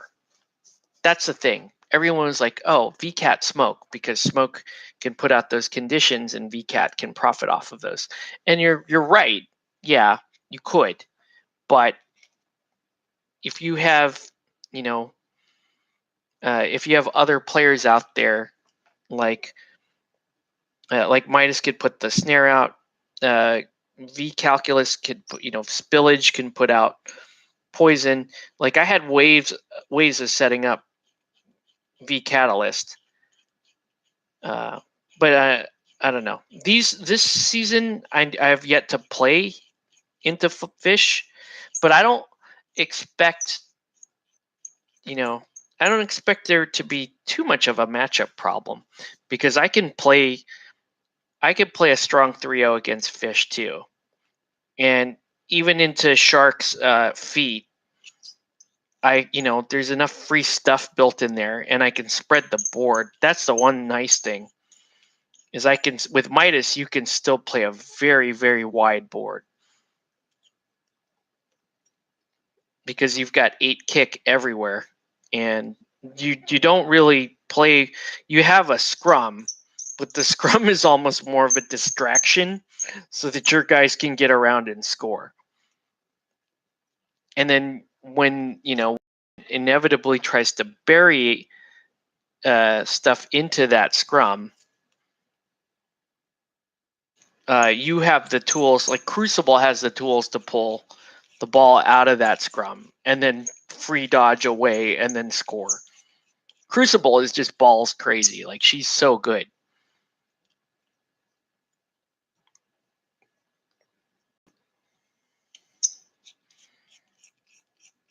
I'm going to be a few pins short, it looks like, but I'm going to push.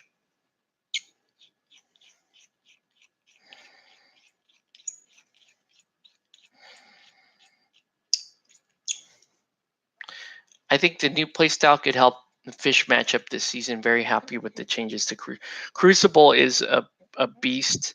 And let's not forget, when Vitriol first came out, I was like, yeah, that's a net nerf. And it sort of is. Taking the influence cap down. They took Skilled with Shadows away. They took I've Been Burnt Before was a flat 2-inch dodge. So they took some stuff away, and then they gave her Momentous Tackle. They gave her, and then I've Been Burnt Before. I learned how to use that, and it's awesome. I learned how to use it, and it's doing the job for me. And then you can even, with Flask, you can give her the clone for free. So Vitriol is right now, she's doing that same goal run that Midas used to do in season 3, but she's doing it on 3 influence, which is freaking amazing.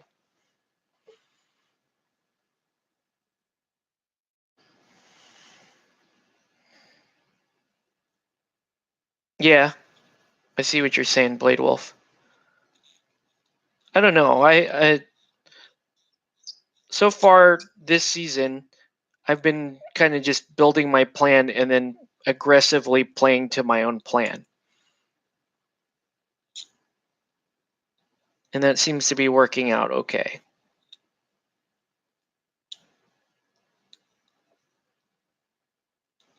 Out of the gate, though, it was a rude awakening for me to figure out that Midas really doesn't do a whole lot anymore. You get that first turn lore, you get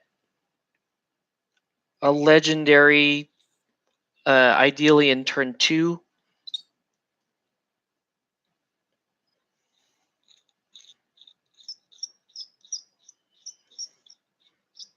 I think Fulmination is hot garbage. I don't think you should ever have to pay for it. If you're playing Midas right, you should never pay for it. And in fact, if you're playing Midas right, I don't think he should ever have more than 4 on him. Hey, what's up, Andrew? You are not late, sir. I'm still working, trying to pin up the rest of these engineers here. Yeah, Midas is subpar on his own team. You give him 4 influence, but you look at what 3 influence gets you with Crucible, what 3 influence will get you with VCalc, what it'll get you with Vitriol, and you're like, wow, Midas is the worst one. He's the worst one.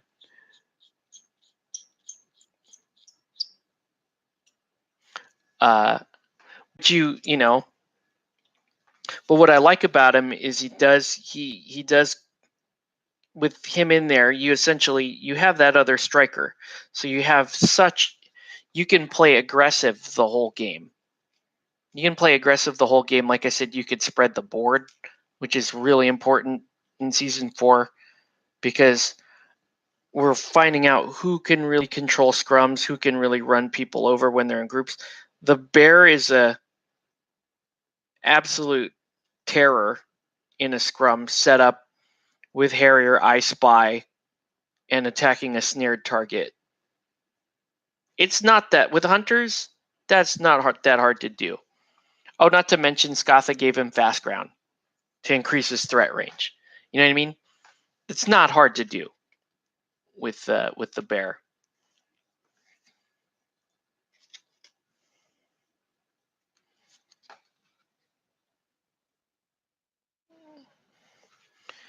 But I've watched the bear against rat catchers. I watched the bear delete 3 players in an activation. That was uncalled for. That was not okay. I know the rat catchers, they're somewhat squishy team. I could totally see the bear going in on a minor guild, hunters, church. I can totally see the bear going in on teams like that and just ripping the heart out of those teams. Still waiting for your resin hunters, yeah. I just think I think they're just so good top to bottom now. Nathan thinks he believes that Scatha is really the better captain this season. And if you want my opinion, I don't disagree with him. I don't disagree with him because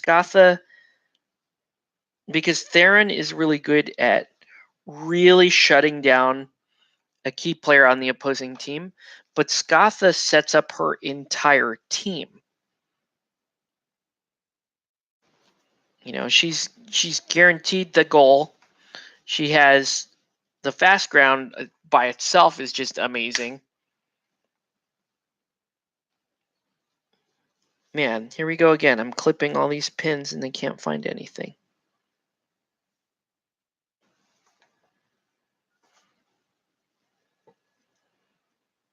So yeah. I mean, he feels that she is really the stronger. You think she's 100% the better captain? That's awesome. That's crazy too, considering just how ridiculously strong Theron is. I think that's just a crazy thought, and I don't disagree with it. But like, man, your backup captain is Theron. That's crazy, Mister. You don't get to do anything because I pinned you. That's absolutely bonkers. First season 4 game today with her. Played her on the last S3. Yeah, she was hard to use in season 3. Blade Wolf here in the comments. He was a Scatha player. So the struggle was real, but man, those changes to Scatha. Super fun player. Easily, her and Scalpel are most improved cap season over season. I'm going to have to, me and Andrew are going to be sad because I'm going to say Tapper, Grange, and Midas are the least improved captains season. Oh, you never get pinned. That sucks. On 2 dice? Yikes. Of course, I can't hit it either. I wouldn't be able to hit it either. I just admire it when people do it. Because I'll never do it. We were talking about, like, man, imagine if I played Obulus with my shitty dice rolling. Like, oh, Puppet Master, nah, failed again. No. They'd be like, why do I play this game? You're already crying. Yeah, sorry, Andrew. It's true, man. Man. Yeah. It's sad times.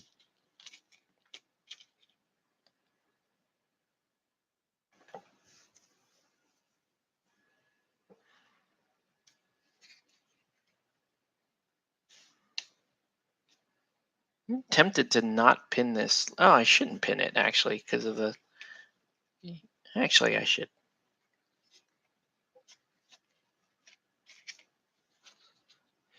But like I said, Midas is, yeah, he saw a nerf, but it's a net. It's not like Brewers. Midas saw a nerf, but it's a net gain for the team. The team is so much better. And then when you switch over to Smoke and you get a real captain in there, it's like the difference is like night and day.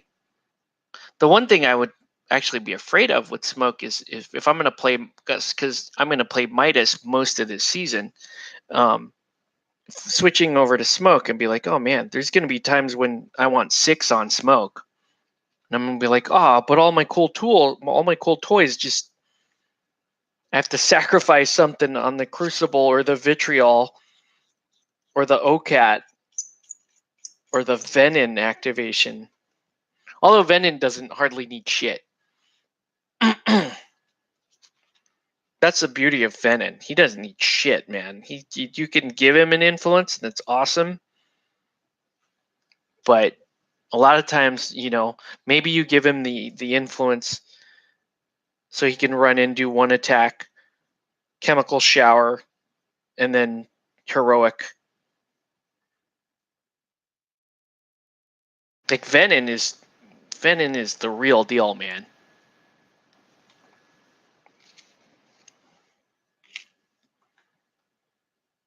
But honestly, my favorite Alchemist play this season, my favorite Alchemist plays this season have all been Crucible and Vitriol. I just was underwhelmed when I saw Vitriol's changes, and then you put it on the board, and you're like, okay, you can have Clone Up for free if you wanted to, and then you can pull off Venom or a late turn Catalyst to get your free charge.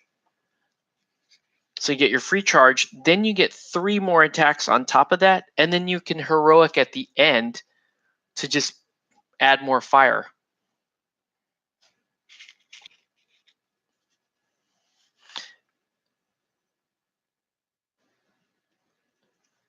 Yeah, Venom is.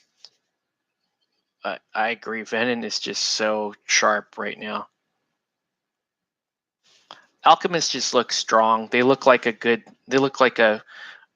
very fun guild. Not a top tier guild because they have clear. In my opinion, they have clear weaknesses.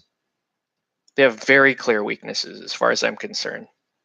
They have one player with good access to knockdown. They have no access to snare. That one player with the good knockdown is one of the easiest guys on the team to knock down and keep knocked down. They have across the board, they've had health nerfs, so they have clear weaknesses. But man, their influence efficiency is just off the charts good. Not only is it good, it's stupidly fun to play. It is so much fun to play. Like I kicked off with Crucible into Scalpel. By the way, probably my runner-up for next most fun team to play is going to be Scalpel. Oh wow, yeah. There's not much pinning to happen here. That's cool. So it kicked off to Scalpel, right? And Aaron received the ball, kicks it back to Vet Graves, who has close control, right? So he's like, oh, ball is safe. Vet Graves is sitting on the line with close control. I go ahead and put the free play on Crucible. So Beaker Keeper on Crucible. Then an activation later, Crucible is going to go. She goes, runs up to Vet Graves, Great Balls of Fire, pulls the ball from Vet Graves, pulls the fire off of Vet Graves for free acrobatic, kicks a goal. That was awesome. By the way, I of this opinion that season 4, with some exceptions, screw receiving. Okay, you want to win that dice roll to kick. You want to win that dice roll to kick. Kicking is so much better than receiving this season, especially if you got a kicker who can apply some real goal pressure. You know, like a Vitriol, like a Crucible. You know, Mortician's running Bonesaw, who is a legit striker, one of the best strikers in the game now. You're gonna play all ball Brewers. That's gonna be so much fun, dude. I want to play. I definitely want to play against your all ball Brewers.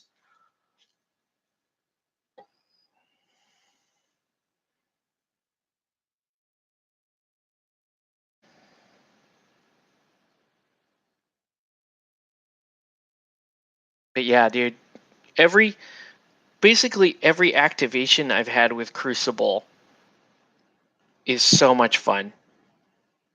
Just the stuff that she does is just great. And then to top it off, Crucible, you know, she's only Tech 5, but she has Momentous 2 damage on 3. That's nothing to sneeze at for 5 Tech, and you know, you get a couple of crowd outs in there, and you have somebody that can actually finish targets. I mean, that's better than what you can say about Midas with Momentous 2 sitting out on 4. Like, that's some bullshit.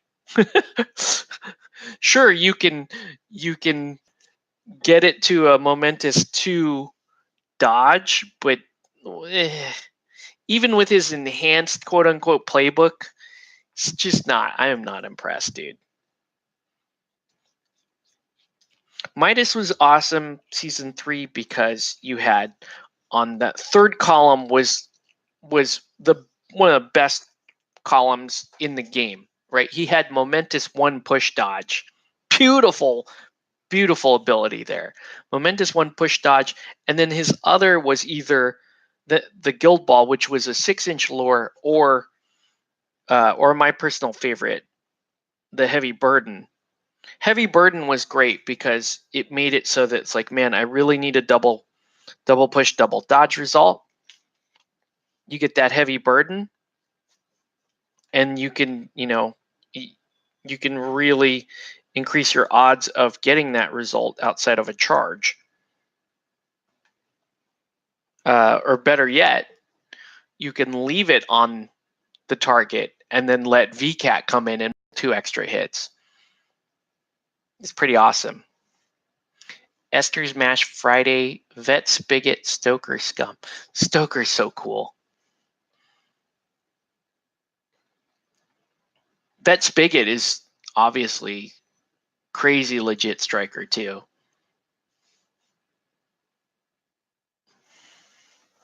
Okay, I got one more model to do, and I have to find her.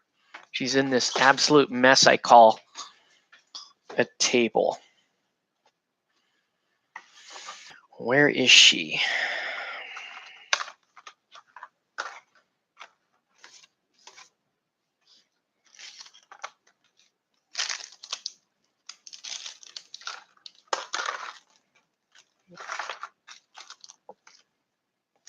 I'm gonna find it. Hold on, guys. I apologize, guys. One sec.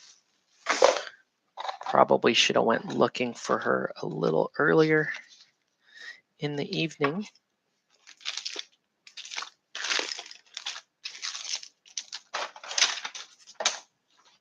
I'd be very upset if I can't find her.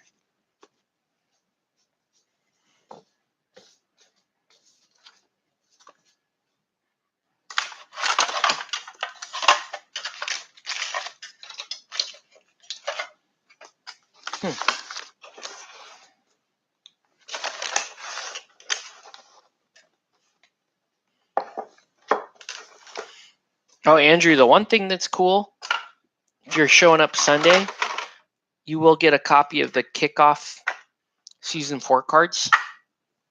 That's nice. So you can run, classic Brewers, classic Masons with the fun alternate art season 4.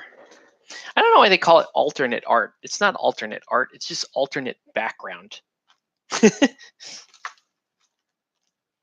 What the shit? I had a Harriet miniature up here. Where did she go?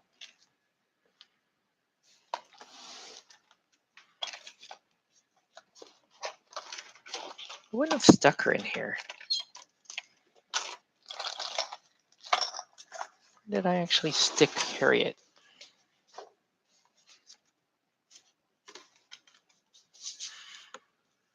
Hold on, guys.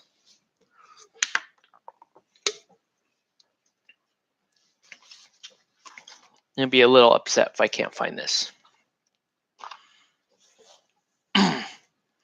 We're starting. The start time is 11, but first round probably start at 11:30. Shoot. Hold on. Looks like I do have to do a little house cleaning here to find Harriet.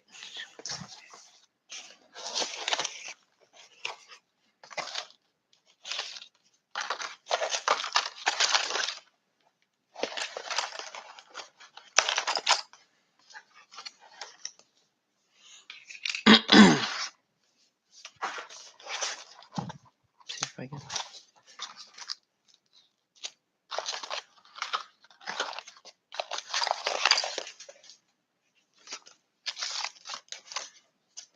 This is the problem. I got that miniature such a long time ago. She's just in a plastic bag somewhere. I cannot find her.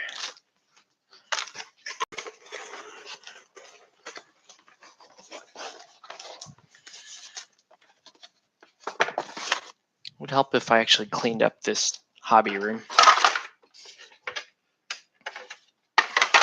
And that was too many things that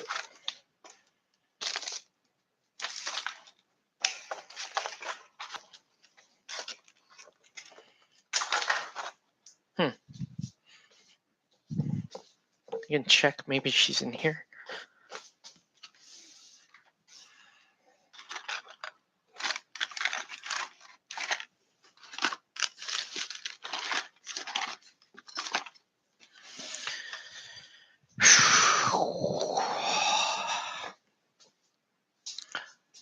Brewers are the only team that can shoot a goal. First activation, top of turn without spending momentum.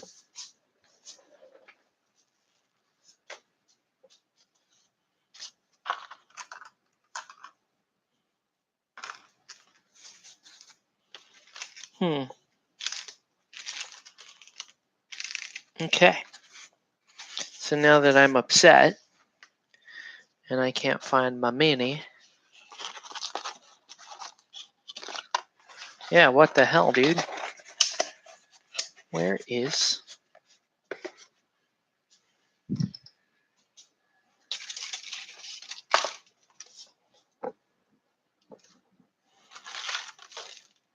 Yeah, I would have no reason to remove her from here. Blech. Blech. Hold on. Once again, guys, I apologize. I'm sure it's here.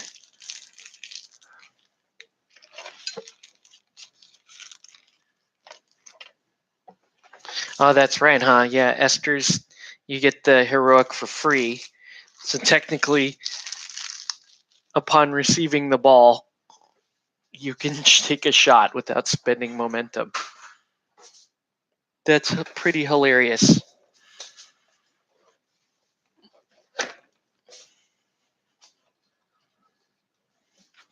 Okay. I'm telling you, she's here.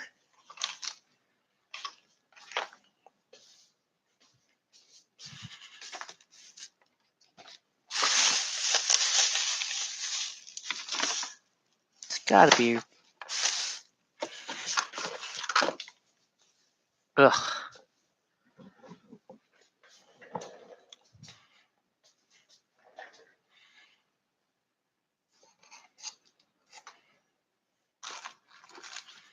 Hmm. Here, let's put all these guys up.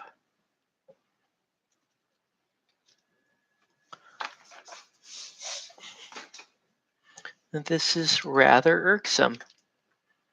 Where the hell is my Harriet miniature?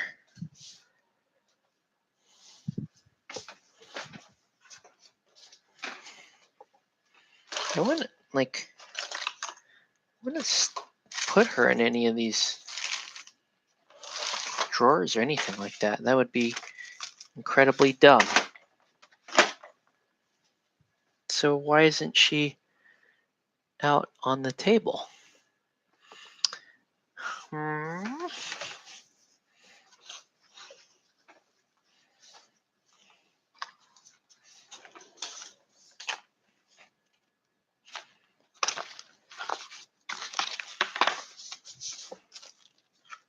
Let's just do a little cleaning. See if she should. Ah, I found her. Ha ha. Ha ha ha ha ha. Last piece.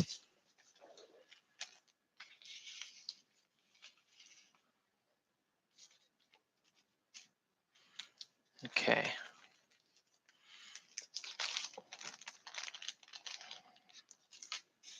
One piece miniature. I'm super happy about that. We need one pin, which I know I've got.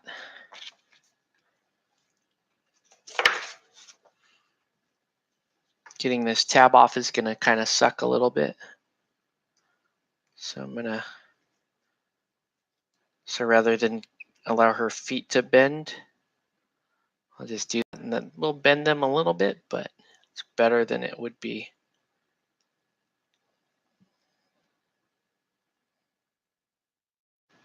I have a little misgivings about painting Harriet right now, because the chances of me keeping this full engineers roster is pretty low. So if I paint them to a scheme that I don't particularly like, then I'll have to repaint Harriet when my Iskiri wolves show up, because I'm going to build a very small engineers team based on that, because that Iskiri wolves team comes with Pinvice, Hoist, and Mother. So with Harriet here, and I have my Alchemist compound if I needed to, but that's almost another team.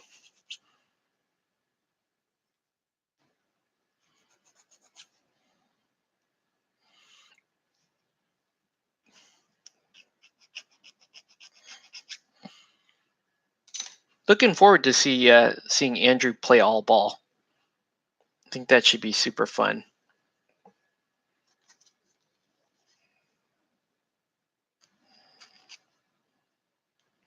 At some point, I want to break out the smoke team and play a 1-4. Play a hard 1-4 smoke team that's just there to just, melt people.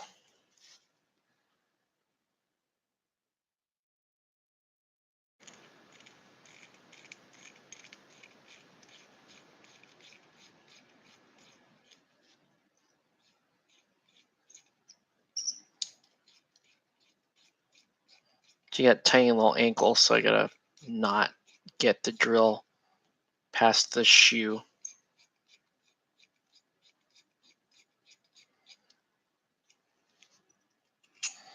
It's gonna be a rough ride.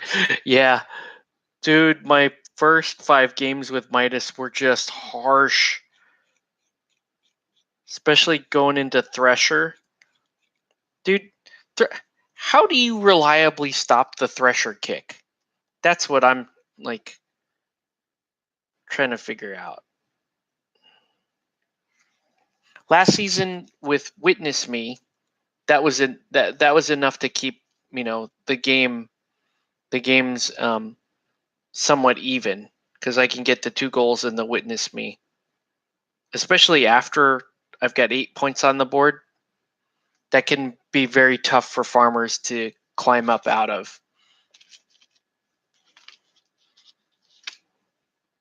But this season, farmers are like, wait, you got no knockdown? And you don't do much damage, and I have Peck and Harrow and Millstone all extremely good at laughing at your conditions? Okay. It's not a tourney. It's a 3-round bracketed, organized play. It's not a tourney per se. We're not. I don't know if that makes a difference. It's structured like a tourney because all the Steamforged events are structured like a tourney.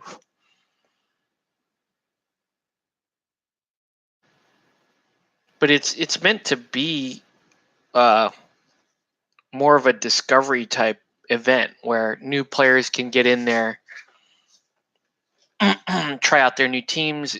Existing players can pick up their old teams and get reacquainted with them. Have you played any Season 4 yet, Andrew?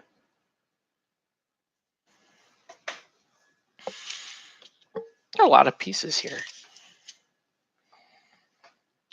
I lost count of how many pins this is.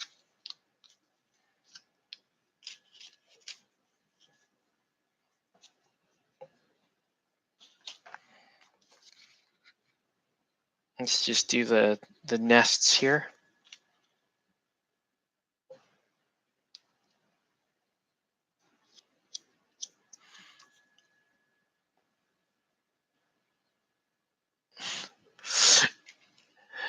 Well, right now, the only people in our group that have really played Season 4 are me, Kevin, Nathan, and Aaron. Everybody else still pretty new to Season 4. I think Mark has had 1 game of Season 4. Blade Wolf has not played Season 4. If Leon shows up, he hasn't played Season 4. So other than the 4 of us that are just maniacally gaming at every opportunity that we have, I wouldn't say, you're gonna be in decent company. Everybody's gonna be eager to try out their teams.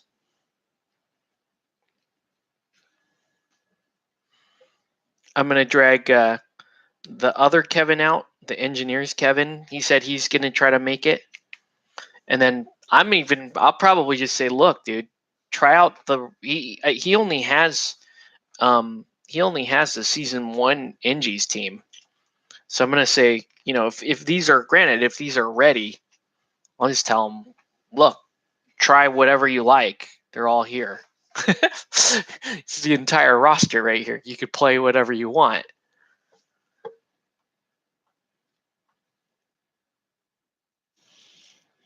Well, one thing that's good about this team is once you get the wood down, it's a fairly simple team to paint.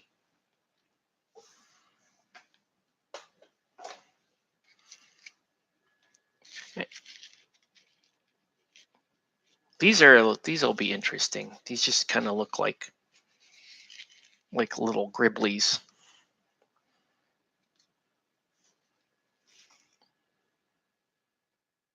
I don't know that I care for the Pinvice model all that much.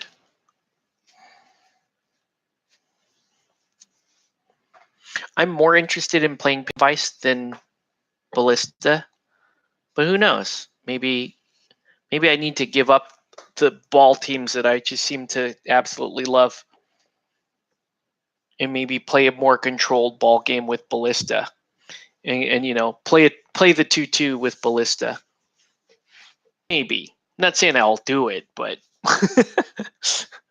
I know, Andrew, when you were playing engineers, you're really pushing like crazy high damage with Ballista Salvo. I think you were even using Hoist to just do more damage too. It's kind of awesome. Like Hoist taking Harriet's wrench throw or whatever it's called. That's pretty awesome.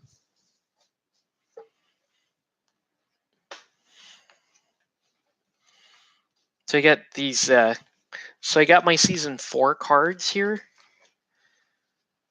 Where's the Union cards? There you go. I think there were some problems. I think. Let's see.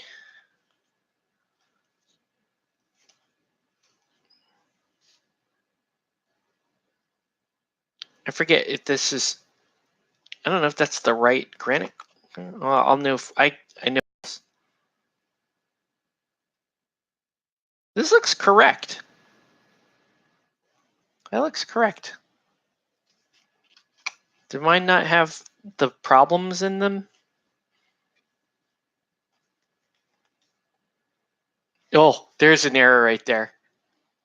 Momentous tackle on 2 for Vet Fangtooth. Oh man, the dream is real.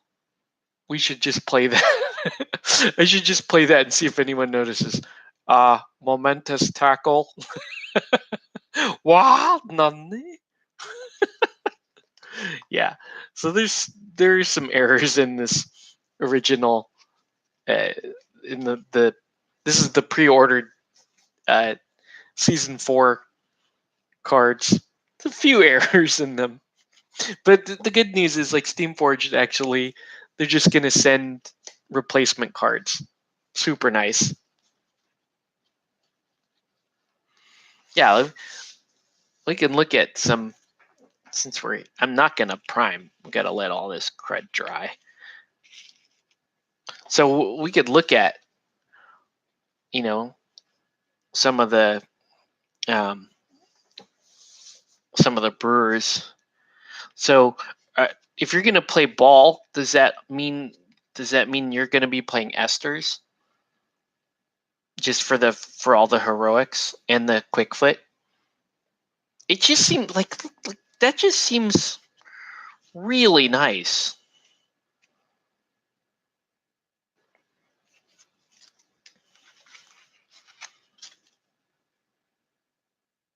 It's really weird to me how, they said that Steamforged said that they're trying to make the pick rates more even. And I'm looking at these 2 captains and going, well, why would I take Tapper? Why would I take Tapper? Honestly, Commanding Aura is pretty hot, but Esther's gives you so much more. Old Jake's is kind of cool, but again, what's up with this? What's up with the influence and the? I don't understand. They gave him the knockdown on 1. That's good, but Esther's though tooled up in quick foot. What the hell? Show me another two plays in the front of somebody's card that are just so damn good, so damn good. Playbook is great, right? That's awesome. Yeah, the knockdown's out a little bit further, but still awesome little short playbook.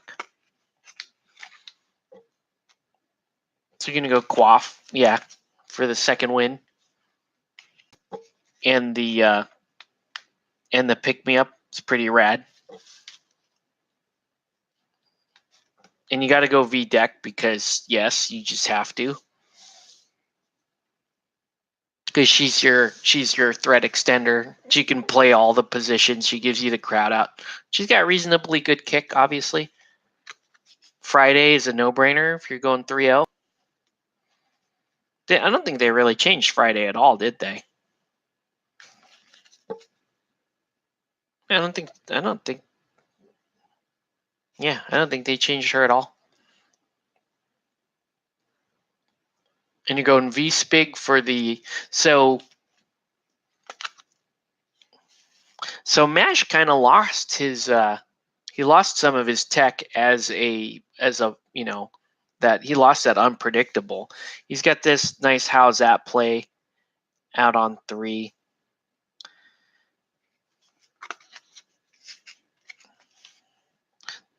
This batter up is dope as shit right here. I'm assuming you're playing that for that.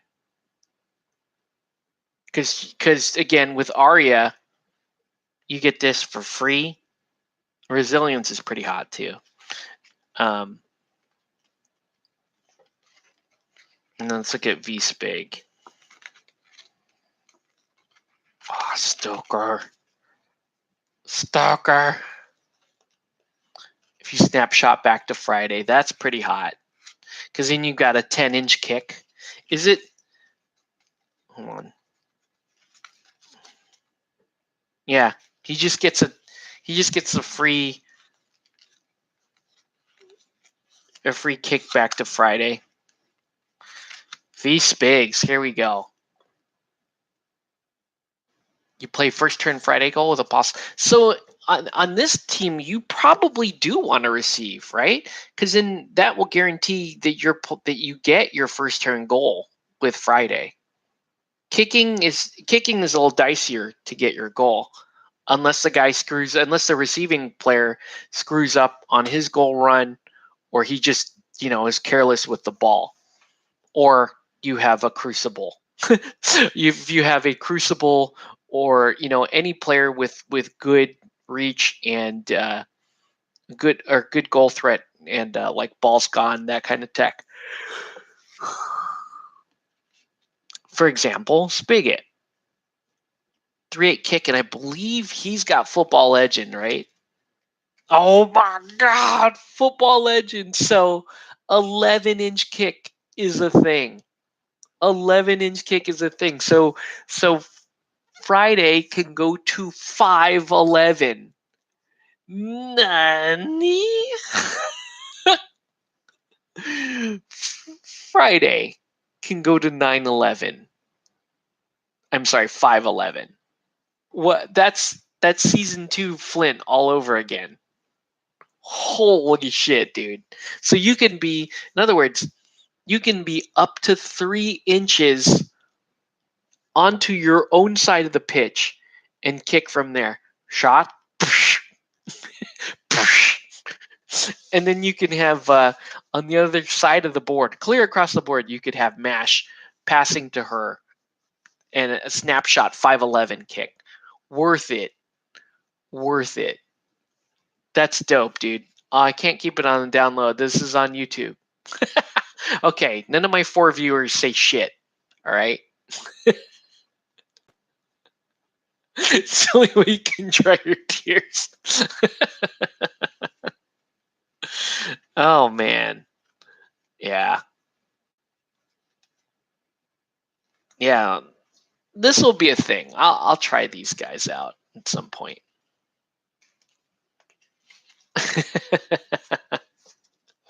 All right, guys. Well, it is midnight, so I am gonna go to bed. Are you gonna be around at all Thursday, Andrew? Well, let me know, dude. We need to get in. We definitely need to get in game. But yeah, I don't know how many pins this is. What did I say? It was 8 for him. 1, 2, 3, 4, 5, 6. Wait, shit.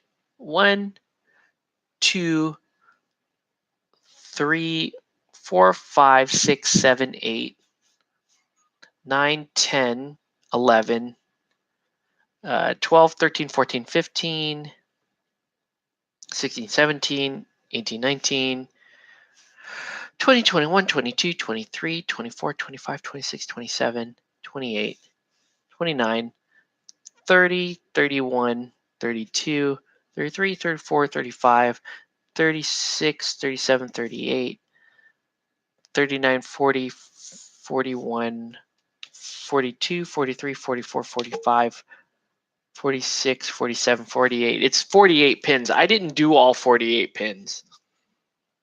There were some, like hoist joins were just terrible, but gotta work, man. Ah, man. Okay, dude. I understand. Yeah, that's a lot of damn pins, man. But hey, that's an Ingies team. We're gonna work on it this week. With any luck, I might be playable by Sunday. But yeah, as you can hear, I'm about to fall asleep, so we're just gonna call it. So have a good night, guys. And we'll catch you on the next one.